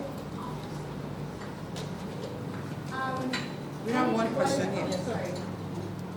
Great presentation. I have a couple questions. One, what is in your trust? Like, what does your truck look like? What the truck? No, I don't have it yet. Oh, okay, So, mind. okay. I want the truck to have the basic things like X-ray, scan, mammo, and the scan can also do echo. So it serves both echo and then the normal scans that we do. And then it would also have, I'm thinking, I wish I could get a very big truck to have mammo, because mammo is a very big market. You know, with the breast cancer awareness, that is a huge market. I felt so bad last year because I lost that because my mammo machine was down and they could not fix it. I mean, I brought in people, they couldn't still fix the machine. And do you have a brick and mortar at the moment? Like a proper store, lab or any? Yes, I do. Where is it? 9 Hughes Avenue. Okay. Alagmeji Yaba. Okay. I have a video of the lab. I don't know if they could play. Okay, thank you. Thank you. Thank you. Any more questions? Hello, how are you? Fine, I just ma'am. want to find out, have you seen an MRI or mammogram in a truck? No, you can't do MRI in a truck. But you can do mammo because they are portable mammos. But you can't even do, I wouldn't even go into an MRI no matter how much I get because you don't get return on investment. The scan machines are smaller, we have portable ones. Yes. I've used it. Yes. Yes, they have it. Even the X-ray, that's smaller ones too. Okay, is there no more questions? Yeah, just one. Your machine broke down. Yes. And you couldn't afford to fix it. Yeah. You didn't think of insurance because you can actually insure your equipment even with the breakdown. They come up with help. Honestly, the amount the insurance company was asking me for was more than what I could afford at that time because I needed funds for other things. You know, it's a startup, it's a one-man business, so every cost is on me. Because you are going to put some money now onto a truck which is mobile and can be stolen. No, I must insure. I can't do that with people's money. I won't take risks with people's money. So it will be insured. But you didn't insure your own money. How will you insure your own money? That was last year. No, because it was last year. So this year we had put in place, we were already talking with an insurance company to come evaluate insurance broker. Broker, sorry. Company. No, the brokers. Deal with brokers because you are just one out of about 1 million insured people, but a broker is about 1,000 to the insurance company. So you have more power and it costs you the same. Just my advice. Thank you, sir. One last question from the For me, it's just some sort of feedback. Yeah. It feels as though a lot of the business revolves around you, especially operations. Yes. As you get funds, so from an investor's perspective, investors are usually weary of coming into one-man businesses. I am concerned about the structure that you have right now. He asked very vital questions that nailed off a lot of my questions for you, but operation-wise, I still feel that maybe you want to systematize what's going on there so that it can be less about you and more about a working structure and system so that investors will be comfortable to join you on the journey. And as a small caveat, you quickly mentioned it's a one-man business. You said that here just now. So when you said that, you just get us stepping back. So a few things to look here and there. Thank you. Concerning getting the structure, I did, but I could not sustain it because the cost of hiring these people was really high. The partner I got was a technical partner, which I gave shares to, but he wasn't effective and I was still paying high costs, so I had to step back. But if I get a proper team, I would really love to step back and let the business work on its own. Thank you very much, sir. So we're on the same page on some of these matters. Thank you very much, sir. Thank you so much, everyone, for your questions. Well done, Victoria. So, like how we close out each founder's pitch, any interest, anyone want a partner, fund? Okay, we have one. So I just one? Who's the one? Okay, one more thing from Victoria. Please, what I need more than the funds right now, it's referrals, because everybody sitting in this room, it's one step away from my market. So please tell your friends, family, people that have companies to try Goshen Point, and we will not disappoint. Thank you. Thank you.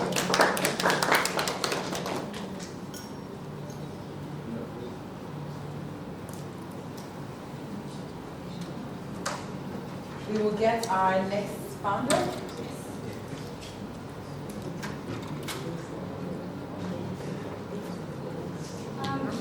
Just a quick comment. Given we know that Goshen You are the one that is in a very capital-intensive industry, we're very much open to anyone with networks with medical hospitals or anybody that can be a partner, low-interest loans, also partners internationally. So please bear that in mind and let us know if you're happy to support with access as well. On that note, I see a few heads nodding. Tosan, did you want to? Okay, great, thank you. So I would like to introduce Our next person is Louise. I will let her introduce herself and her product.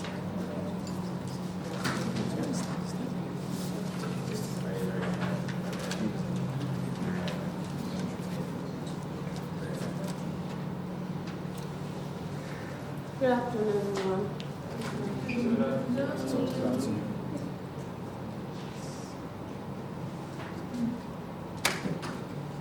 It was discovered. Yeah, take a second and start again whenever you're ready. Okay. It was discovered in 2019 that by WHO that harmful chemicals, harsh chemicals are harmful to women's health, and this led to 2 million lives and it left 53 million people disabled. Many common chemicals in the market, they are very harmful and they cause serious risks to human health. That is why I am here. This was because of my experience when I was pregnant in 2020. I bought this cleaning product to wash off my bathroom. So after putting it and letting it rest for some time, I had to go in to wash. But entering there to wash it, everywhere was choky, I can't breathe. I was like, let me try, because if I didn't do it, my husband would not answer me. Let me just do it. But the more I try to do it, the more I can't hold my breathing, so I had to just rush out. But at the end, still that my husband that I had to wear a nose mask and wash it off for me. So that was my wake up to harsh chemicals, because it's not just harmful, it's also dangerous to families, especially with families with kids. So my name is Promise Madu. I am the founder and CEO of Lomis Enterprise. Based on my experience, this led to Lomis Enterprise. In Lomis Enterprise, we deal in eco-friendly cleaning products. It's a 2-in-1 tiles and toilet cleaner that is non-toxic, it's eco-friendly and affordable. It's safe for families and for businesses. So let me tell you about my numbers. No, we are just, this month made us 1 year in business. Well, in the past 6 months, we were able to sell off 1,500 units of our products. It's made us generate 3 million in sales, and we got 12% profit margin. 12%? Yes. So this shows that our product is needed in the market. So we can, our markets, our audience, they are the working class mothers and families that seek affordable and effective solutions. Our business model, we deal with B2B and B2C, and we operate online and offline. So offline is just pickups, because we still operate from one side of our house, just one particular room, mainly for our production. So that's why mainly is online mainly. So our ask, we are asking for 10 million because we want to make use of it to go for our NAFDAC. We have gone for NAFDAC verifications and the standard they gave us. So we want to move for their 3 to 4 bedroom apartments space and to set it up for 3 years. We are going to pay for rent for 3 years. Then we'll just, for a start, we'll manage like a machine for our production so that to aid us, and we'll buy this one I normally want someone, this anti-capping machine. But that one is always very harmful. Though we have 2 other people, but they are on part-time because I can't be doing full-time based on the payment salary of the thing. So though we'll use the money, we'll manage it to invest in marketing because our production, our sales mainly comes from online. So we do marketing mainly and also by our production, because currently now we don't have much resources. We produce in a month we produce 300 pieces, but with the equipment and the fund, we can be able to produce 3,000 pieces in a month with the fund, which will lead us to gross profit of 10.8 million. So that is why we are asking for that, and that's all I can say for now.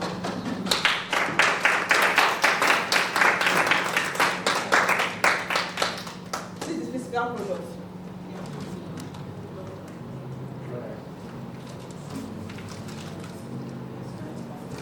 Without, sorry, can I talk? Without the NAFDAC number,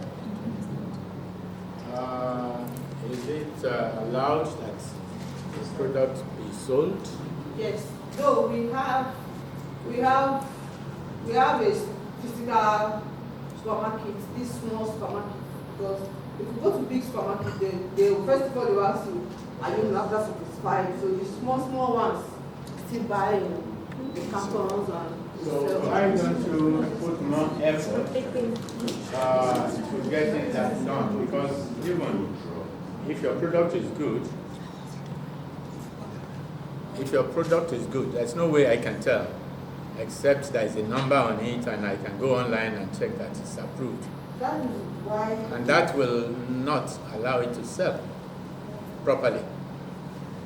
Yes, that is that's why we are looking for the fund to move out. The 3 years apartment. You don't really need to, you don't really need to go into a big factory. You're already producing and you're making profit. You understand? Yes. Get it right there. Because sometimes expansion, a lot of people believe that if you have more money, I'll make more profit. No, if you expand, sometimes it brings failure. No, criteria of the NAFDAC. For NAFDAC to come to give you have to have 4 room space. That is their criteria. Oh, okay. So that is why my room is just 1 room. So that is why, and according to them, it has to be 4 room adjacent to no. Yes, that is their criteria. That is why we are looking for that funding. By the time we have it, buy more equipment to enable production to increase. We have another question here. Thomas, good job on your pitch and impressive product you've been able to come so far. Couple questions. Do you pay yourself? Mm-hmm. Can you pay yourself? For now, not like constantly. Okay. Not constantly. So some months? Some months, the money will be too poor. Okay. So we just look unto God. And we just vote. Okay. Okay. And then how much does it cost to make it and how much do you sell it for?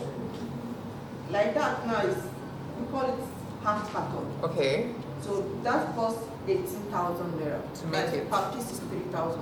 No, to resell it. Okay, so how much does it cost to make it? Because we do in a month 300 pieces. Okay. for our capacity now. Okay. In a month, 300 pieces. So we spend almost to 350,000. Okay.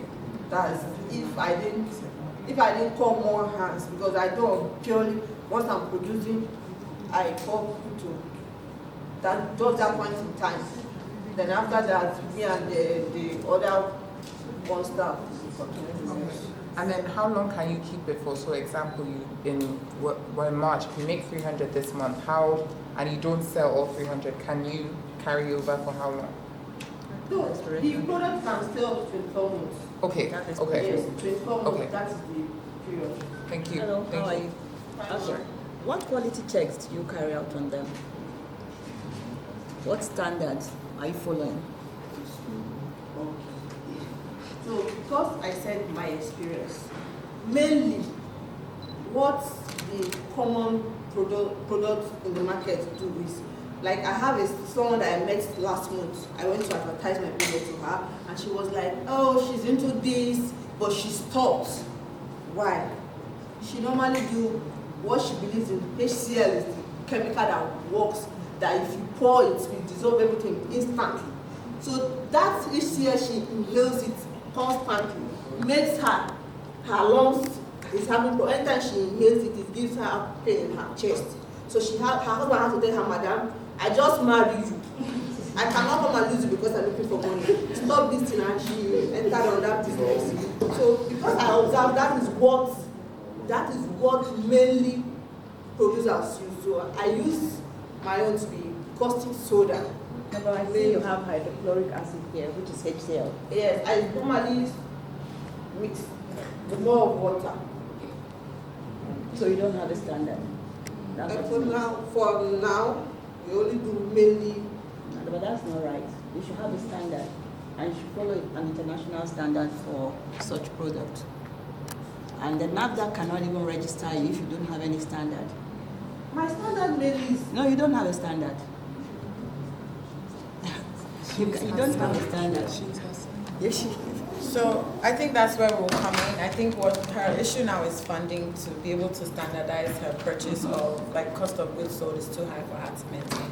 So that's where we come in, building out standards and making sure that she's following the right processes and procedures. You have to go to like SON, Standard Organization of Nigeria, and they have the standards that they can follow. That you can follow. Okay, so this is actually a chemist, so we will pair both of them. And she can help you with finding the right standardization. So we have a partner. Yay! So any other questions for staff?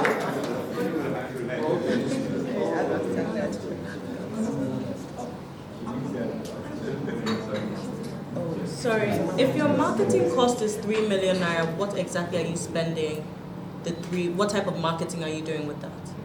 Okay. We normally do influencing and running sponsored ads. But this time around we want to put in more money in going to markets. Like this van display. So that we will reach directly to the people in the streets. Because we normally do it online. So we want to go offline and online. That is why We have another question here. You mentioned that your experience with other products had certain specific chemicals in it. I'm curious what those toxic chemicals were and what you've done to ensure that your own product doesn't include any kind of toxic chemical. You said that in your experience, other cleaning products had certain things that were toxic. You say that you couldn't breathe when you walked in. Have you identified what those chemicals are? Yes. Can you share, and how have you ensured that you're not including those in your So mainly, stubborn stain. They believe HCl, which is the acid, the common word we normally call it is acid. Acid is what is pour on toilet and tiles. Any stubborn stain that is not hearing words, we die by fire. That is what they believe. Not knowing that that thing is not good to the body. Some people will tell me that I don't buy this thing, my time waste. I'll just go and buy at that point in my house. Nobody will enter the toilet. After I finish, I just wash it and buy it. But that is not good. So me, because I have studied that is what everybody do. So I go into more caustic soda. Though I put little, like 5% of my HCl, but it's more caustic soda. Because caustic soda is, aside the production part, it can't do anything aside if your body is tends to the issues. Aside that, caustic soda is more safer than the black HCl. Thank you, everyone. Thank you so much. Now we're going to try and do an auction style. We already have one offer from our in-house chemist. Thank you so much. Do we have any other partners? Tape Studios? Yes. Tape Studios, should we put you down for I see Muki nodding his head. I see Muki. Okay, Tape Studios have been an offer for 100K. Thank you so much. Lan, did I hear 1 million? Well, thank you, everyone. We'll be following up for all these offers. We're getting ready for our next founder. This is our penultimate pitch. After this, we have one more, and then we'll be rounding up. So thank you so much for your time. We are literally very close to the end, so please continue to bear with us. We know it's been a long day. So yes, I would like to hand over to something nice.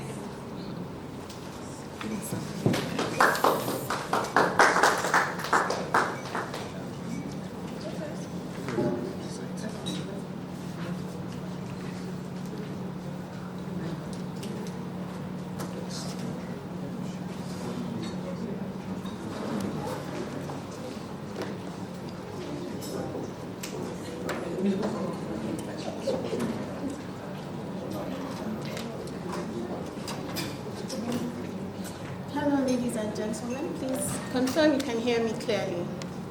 Yes. Yeah. Great. That's my sign. Something nice. I'm taking work home. Found out something nice. I don't like pitching. Fact. And I know most people don't. But everybody likes something nice, which is what we do. We create hand-beaded and handwoven slippers for women. And I've been doing that since 2013. And it doesn't matter how many presentations I do, right? I'm still nervous every single time. And I'm sure that's something all of us can relate with, so please be nice.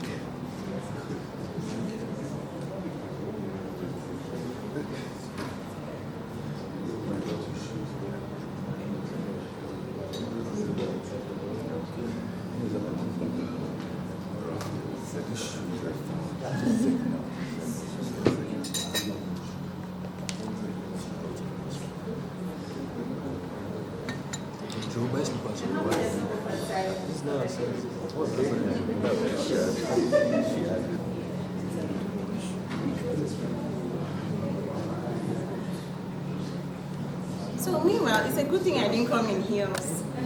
I was going to tell you a story, but I thought my slides would be up. So I had this really power outfit planned, and of course, Nigeria happened to me, China. You know, power went out, my solar can't carry my iron, I don't like generators, I don't have one. My laundry person did not have light, did not have petrol, and I was like, oh my God, of all days, it had to be today. So I threw on something, wash and wear, my sneaks, that's why I'm not wearing my products, and here I am. And it's amazing how all of us here can relate to being Nigerian and Nigeria happening to you from time to time and still rising above all of that, being resilient and coming out to do great stuff.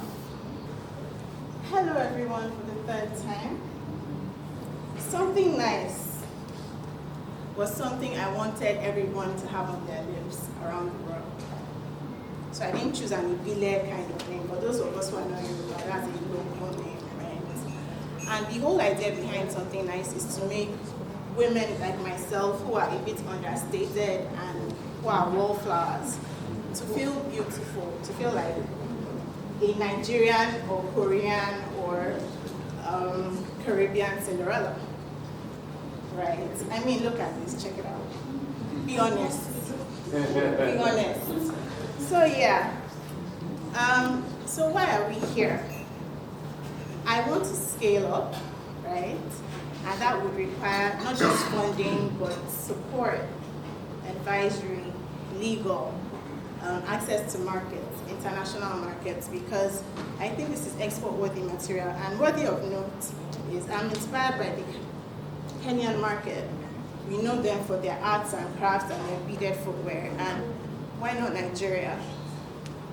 I'm trying to remember my slides off the top of my head, but impact.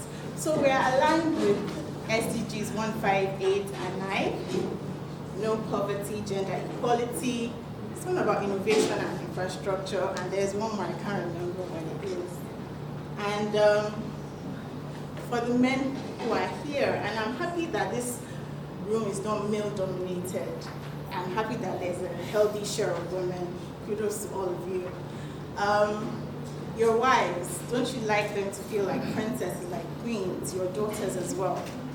That's what we're here for. So I'm just reaching out to you, not just as investors, but as people who have dreams and who have built something with your dreams to invest in mine. We've been running for about 9 months now. Okay. We've been running for about 9 months now. And we've, from pre-orders alone, we've raised about 1.5 million. Not a lot, but consider that all these are handmade from scratch. Okay, so here we are. Yes, can we go back to the second slide, please? Okay. So we've covered all of this. We make women feel special with unique indigenous slippers. These are some of our designs. Keep going. Thank you.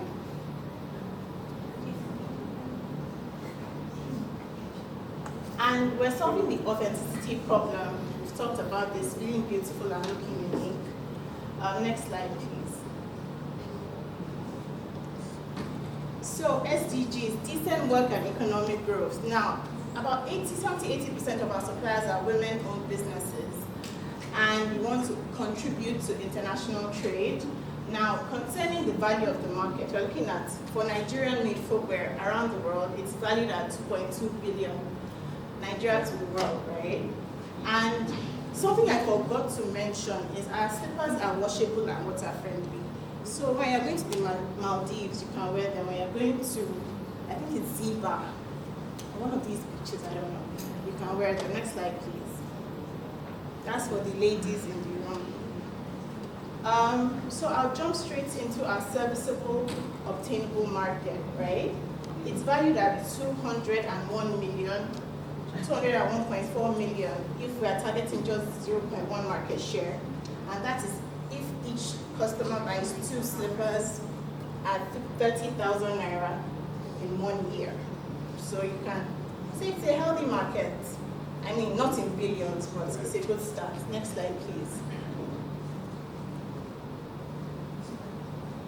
So, numbers, 28 pre-orders, 12 being repeat, that's more than 50% out of 58 units in all.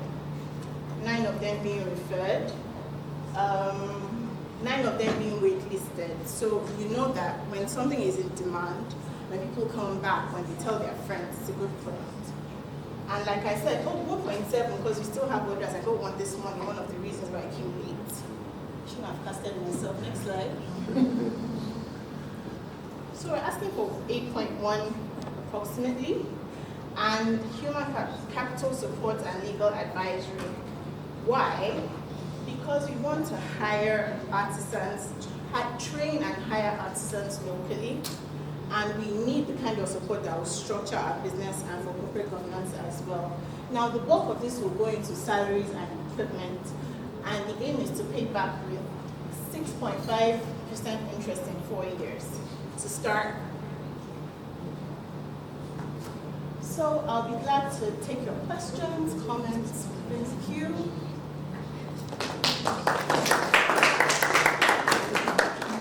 Any questions? Oh, while her video is going, any questions? So we have.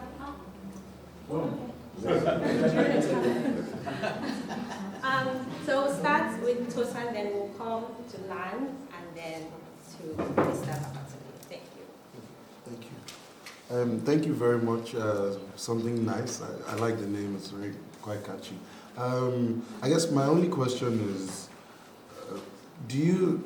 how big do you go up in sizes? I guess one thing I've noticed or I've heard, people complain about is sizing of of shoes and stuff, and I guess not in Africa especially. I guess we are a bit different. We are built a bit different from people everywhere else. So I was just trying to find out, do you go up in size for like people with bigger feet?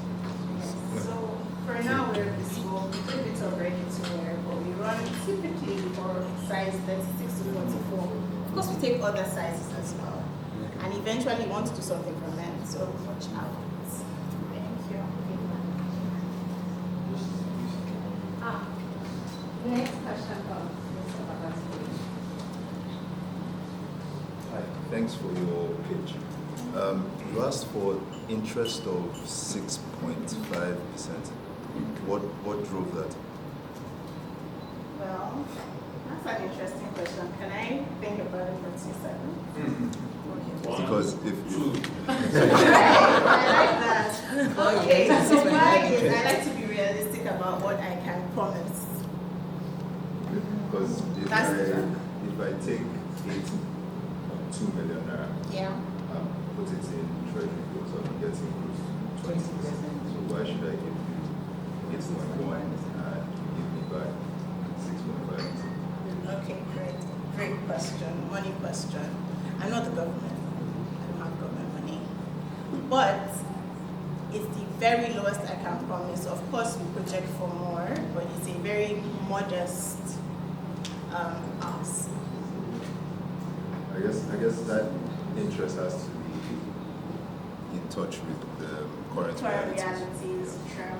Very and true. you probably need a premium on that 20%. Definitely. That's 20%? yeah, definitely north of 20%. I didn't get that.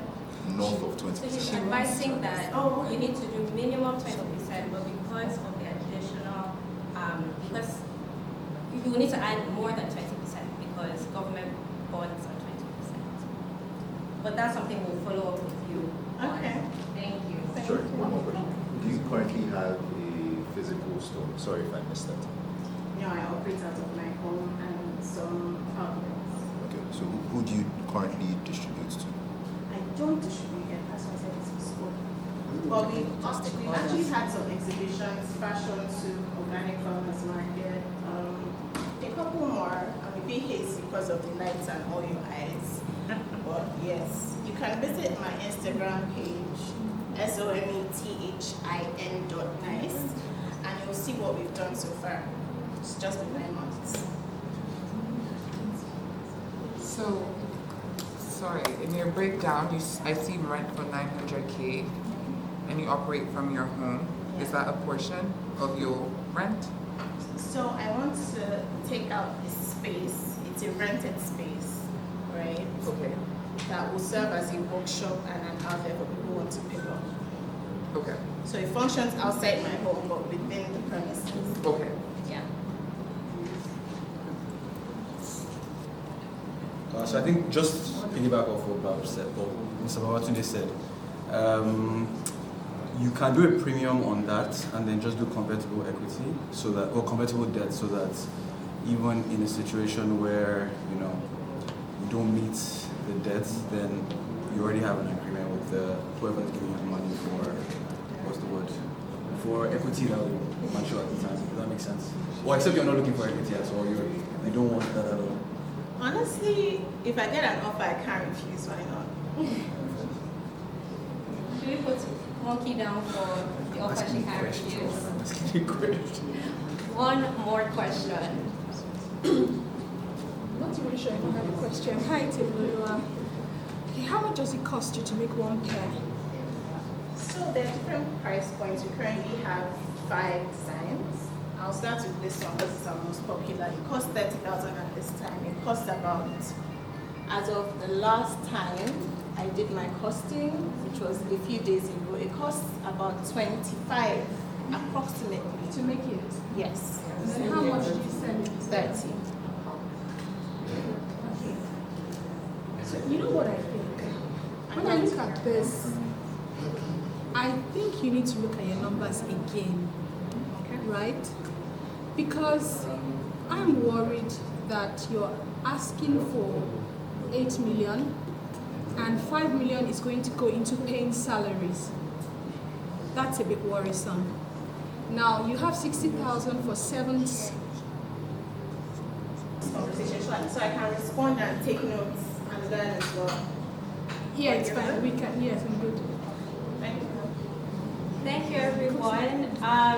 Is anyone else interested in having further conversations? SME will be partnering with her to continue to build out her. Sorry. Yes, I was just going to say that I think there's something in there. I just want to know how far she's willing to take this. We can get her the financial support and all from land that she needs, but I think there's something in there. Thank you. Thank you.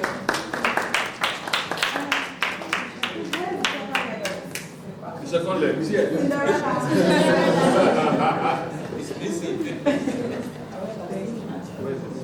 So we are getting ready for our final page with Fufu Factory. The problem is so come and tell us.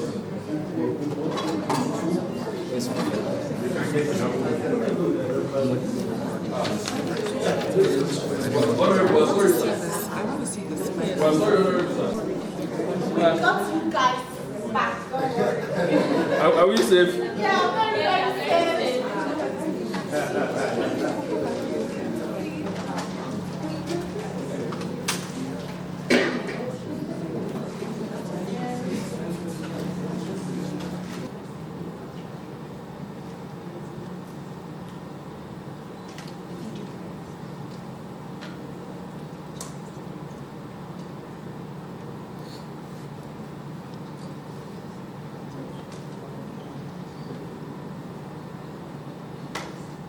Just another 5 more seconds.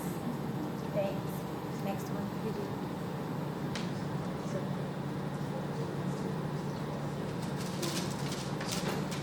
So we started with the video.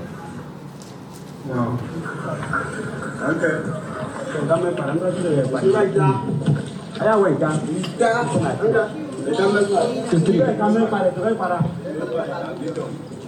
What you see here, some people see debt, some people see disorganization, some people see, I don't know, whatever you can call it. Last week, the Punch newspaper brought out an article, a documentary on how food is being made, and there's a lot of unhealthy things added to it. IHO, OHO, nail, blah, blah, blah. The next day, Dr. Akoroko came up with his own and said that food that you're eating could be killing you. We saw this 6, 7, 8 years ago, and we came up with that's how the country was started. So good afternoon, everybody. This is what we are about.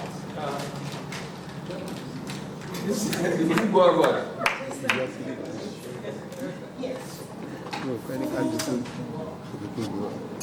Made from the source, from cassava, hygienically made, packaged conveniently for you, and quality export standard. We actually created the standard that NAFTA uses. We're the only fufu center in the whole of West Africa to have NAFTA. We have 28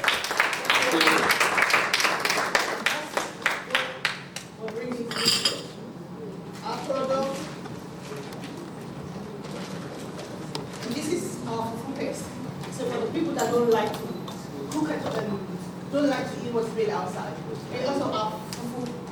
Now, this gives you the traditional food taste, that like the cassava that was made from the back of your grandmother's kitchen. That sour, sweet taste, without the smell, without the lingering taste in your hand. This is what we do. This that you saw there is what is opportunity, the opportunity that we see. One hand, please.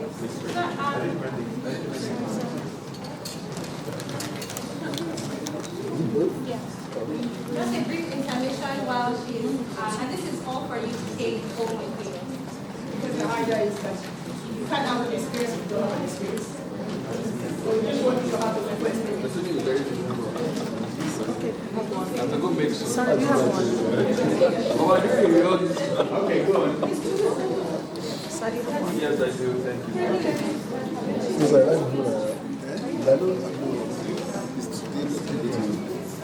I'm coming. Please go ahead.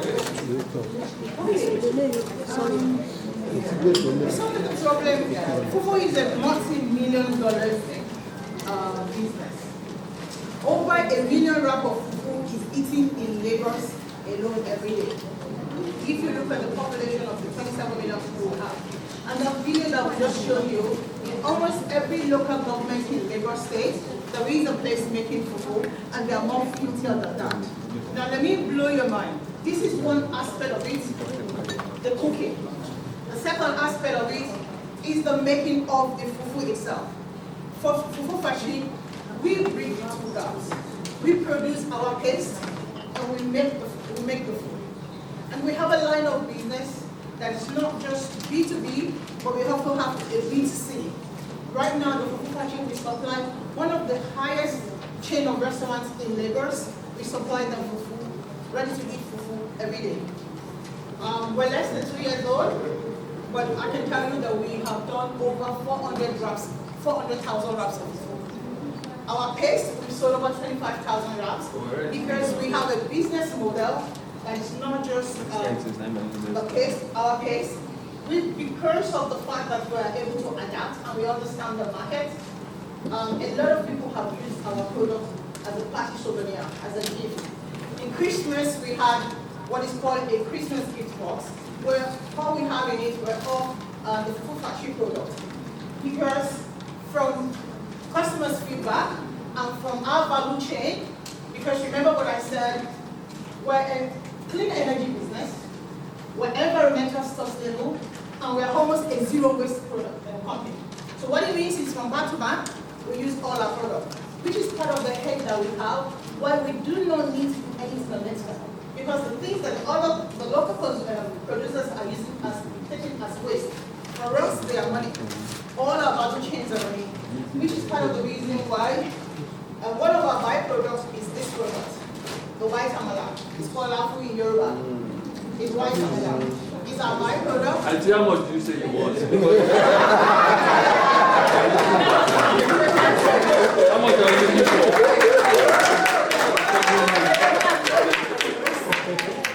We're seeking not just funding, we're also seeking distribution channel and association, and we're looking for 400 million.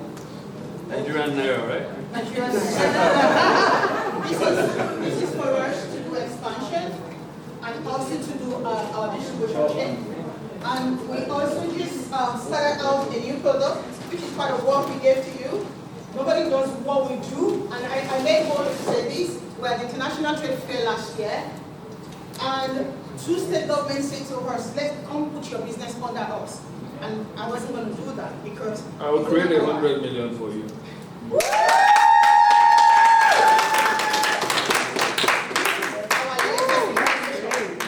Tapioca. The local tapioca, you have tapioca to soak overnight. Sorry, anyone wants to double that? The local tapioca you have to soak overnight or 2-3 hours. Our tapioca is instant tapioca. You have tapioca ready. And let me tell you what we have done totally different. Is that the tapioca experience is not complete without coconut. And so what we have done is you have a pack where you have the 4-in-1. You have the tapioca, you have the coconut, you have the milk, you have the sugar. And you have a smaller size for hotels and restaurants that you can use to serve their customers for breakfast and whatever. We have the pack that they can use in schools, and we have the smaller pack. I'm a bachelor, I live alone. We have a smaller pack, 160 grams, that is for 2-3 serving. And you have just experience in 1 cup. Let's talk about your operations. What's the team that helps you achieve this? Machines, human beings. How do you work? Right now, most of our processes are automated. Awesome. Because first of all, one of the first things that we worked about is that we do not have preservations. And our product life, shelf life, for example, our paste, the shelf life is 2 years. So we'll just give Candace 30 seconds to round up, and then we'll open up. Well, we already started, so. But in case you have anything else you wanted to add, or are you happy to open with questions? Okay, so let's just continue with questions. So who else has questions? I have no numbers yet. No, I just want, because I really want to. You have what? I really want to finish, because I wanted to understand how much this costs to make, packaging, all of that. Do you have that? Yes, I do. Okay, so let's keep this thing. No, there is a slide on it. Yes, say something. But you can talk on it. Can you walk us through kind of like costs to make? Okay, I won't give you the total cost, but this is one of the reasons why we want this expansion is because at the moment, a cost of cassava for us costs us 700 naira a kg.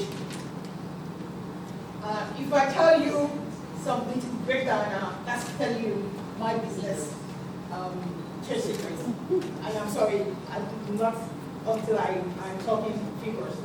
I don't know if you understand.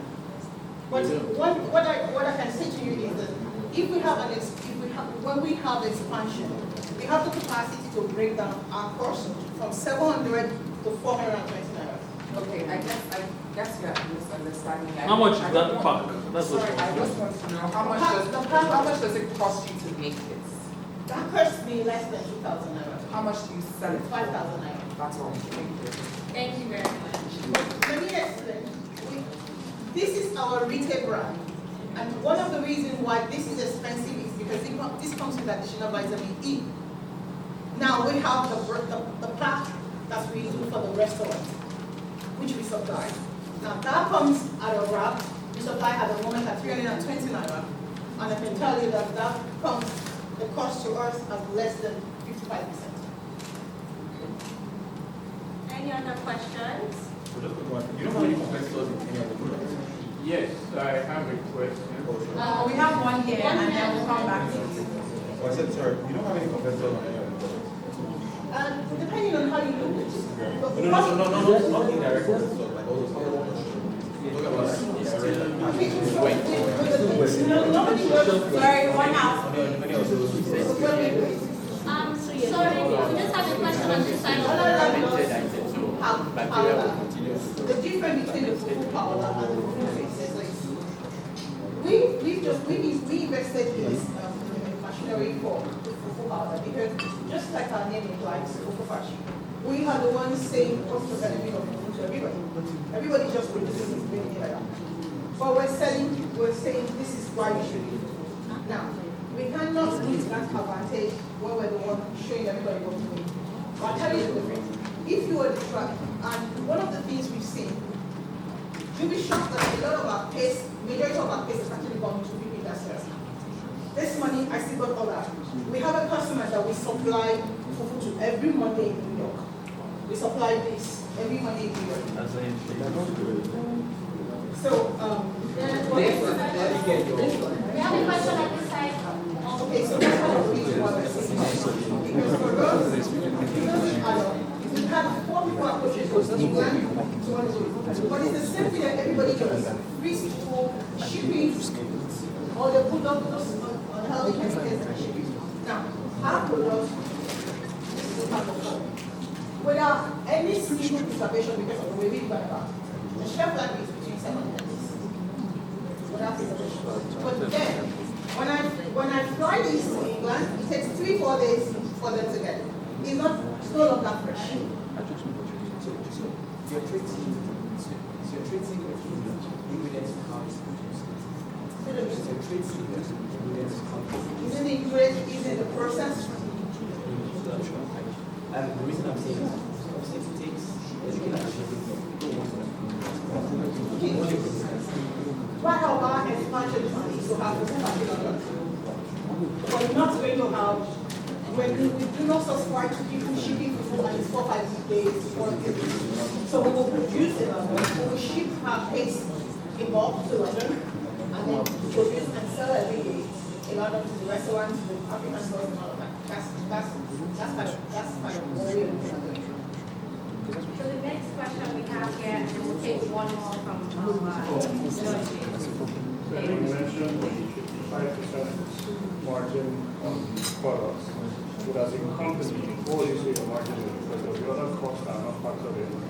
That one. And number two, I was going to ask how you plan to spend the 400 million. I mean, now you mentioned expanding to London. And international expansion is, in my experience, is a different ballgame.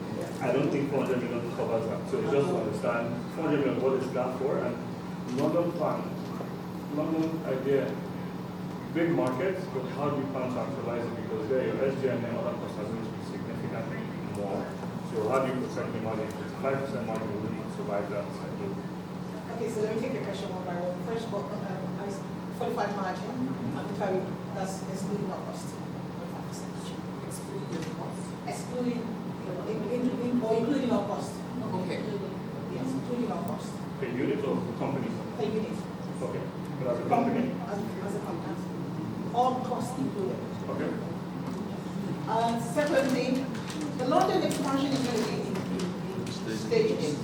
First of all, we have 2-3 people talking to us and distributors in London. We haven't subscribed to it yet because what we want to do is to have a sole representative in London for the moment, and we can ship in container to them, because when we ship by air, the landing cost is not competitive. Yes, it's not competitive. So the idea is, one of the things, part of my agenda is I am going to England and sit down and have a conversation. I have an Indian company speaking to me to be a distributor.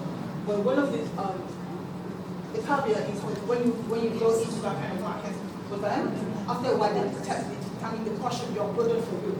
So I'm aware of that. So I'm trying to take a back step and see what other alternative we have first before we jump into that. But for the paste, so the London thing is to the paste. We'll ship the paste, the ready-to-eat paste, like that, full product. You just go into the market and just strictly trade it. Yeah. Then the other part for the ready-to-eat is we ship paste in bulk, in drums, and we have a cold room. Right now in Lagos, we took delivery of 2 automated cooking machines. It cooks and it's there. Yeah. Nobody's done that. And so the plan is to take one of the equipment to London. And they cannot touch many products. Go on.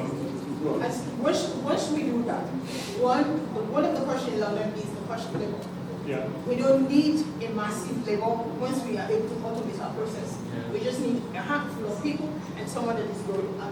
And my vision is not to just be in African stores. I want to be in the main supermarkets in London, in Europe. So that's the idea. But we'll work gradually to get to that. And so if we get someone that off-take, then we'll off-take to them and then they distribute. Because there's a lady in London that does that. She's into African store. She wants to take from us and distribute. But there's no conclusive decision on that. Yeah. When we get to that, we'll cross it. So I guess one part that you didn't answer yet. The 400 million, what's the plan for it? Right now, when we have operating as a factory, we did an expansion in January, and we can't expand beyond that anymore. We had to get out of the place. And the only thing that would make sense from the cost of renting a warehouse, we will spend the cost of renting 3 years rent for a warehouse, because we'll buy our own place and build and start project. So we need to have we're looking at being able to have our own space for expansion. So the 400 is to buy a new place? That's part of it.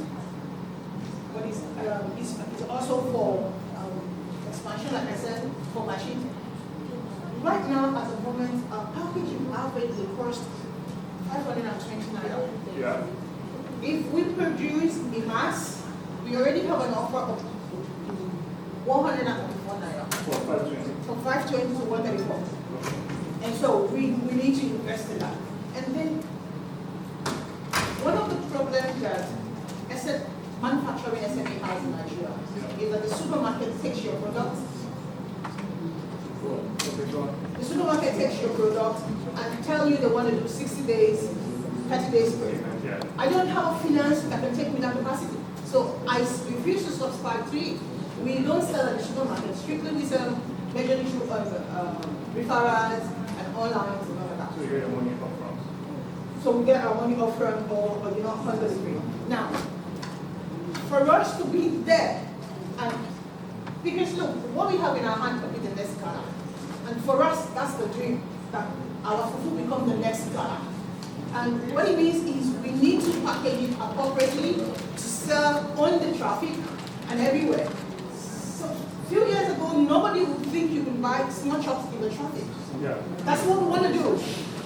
And the idea is for us to set up centers. Like I said, Lagos State has different local government. Yeah. We want to be, our dream is to approach the government leader. Because with everything that is going on the fufu story, NAFDAC will have to step in and really regulate that industry if they don't want to keep killing you. Our dream is for us to have locations in each local government. And we can say, bring your fufu here. Instead of this dirty looking place, we make it for you, we wrap it for you, you go and sell. And so we become a hub to push out the ready-to-eat fufu every day. And what the simple arithmetic of that is this. In as much as we're doing our margin, our expectations are just 25,000, there is the capacity to grow the business from 200,000, 250,000 a day. But first, people have to know that we are really there, and they can go to the supermarket and pick it up on the shelf and buy. But how do I sell a product of 5-7 days shelf life, and I'm giving you 30 days credit? Thank you so much. We have to wrap up because the idea is okay. We can definitely set up one. There's no instruction on how to use it. No instruction on how to use it. Inside. So, like I said, first of all, we listen to the market. One of the things why when we were doing our NAFDAC approval, we wanted our retail tax to be totally different from the restaurants for that. We were making it 250 grams. If you notice, the calculation, dietary advantage is on 250 grams. But from our dealing with the restaurants and from people's interaction, the average size of muscle that is sold in the restaurants is 200 grams. So we have to change and start making these 200 grams and make this big. And because this can take a pack of 8, so we start making it a pack of 8. But we haven't exhausted this pack. So that's why you have it. And number 2, I'm sorry, it's actually here. It says, yeah, you can actually just put it there. Okay, some people don't even want it. Okay, sorry. So just food batches are available for you. Just let us know. We'll set up meetings and you can ask as many questions as you want. But we have to end. This has come to an end. We have some offers we want to announce. 100 million from land. We have distribution from UK and US. The US, Movementry is going to be the one that's offering to distribute in the US online. So that being said, anyone else want to put out any offers, any interest, any partnerships? 200 million going once. Going twice. You can think about it. Hope I would like to make you an offer you can't. Yeah, we can actually, I would like to talk because we have OFA is Hotel Owners Forum in Abuja. We have sittings every month, and we can introduce, I can then, I'm the official there, so we can introduce you to the Abuja man.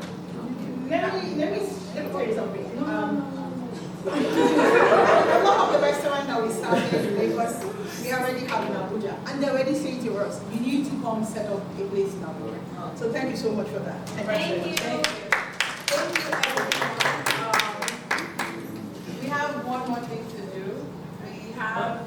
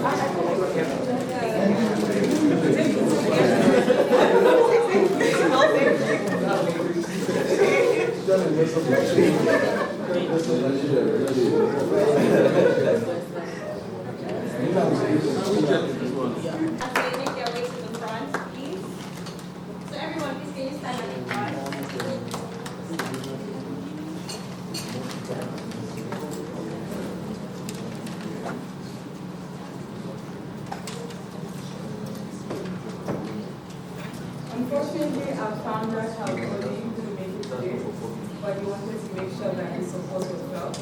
And for that reason, we have donated the sum of $2,225,000 to you amazing women for all the work that you do.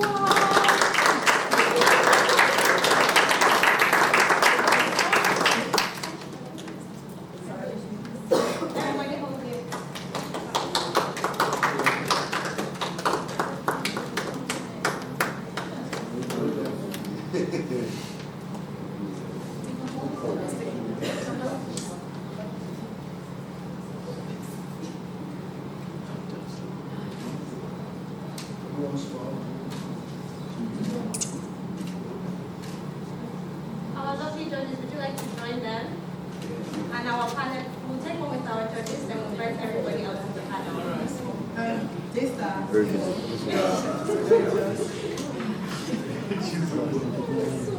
Thank you, everyone.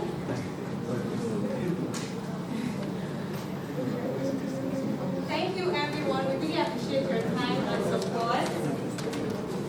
While we're taking pictures,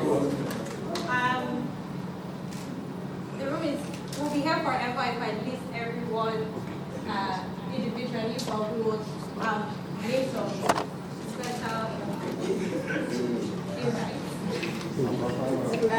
Honorable Tosan, Moshe, thank you. Kofa, Hotel Roseboard, thank you so much.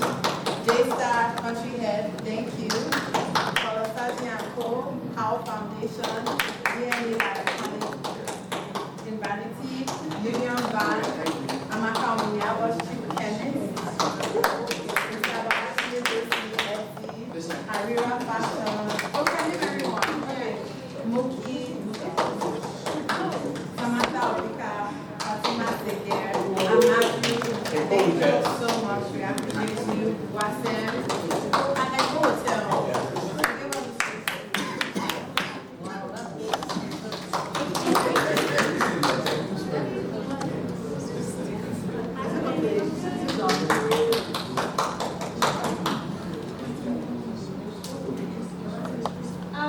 We would like to invite everyone to join as well.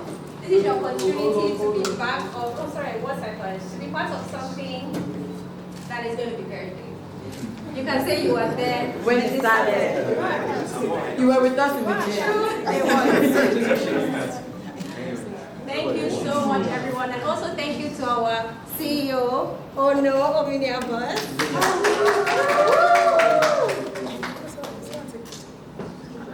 Can you also my camera? Yes. So everyone say aye. Aye. And also thank you to our thank you for everyone participating in the live. Really appreciate it.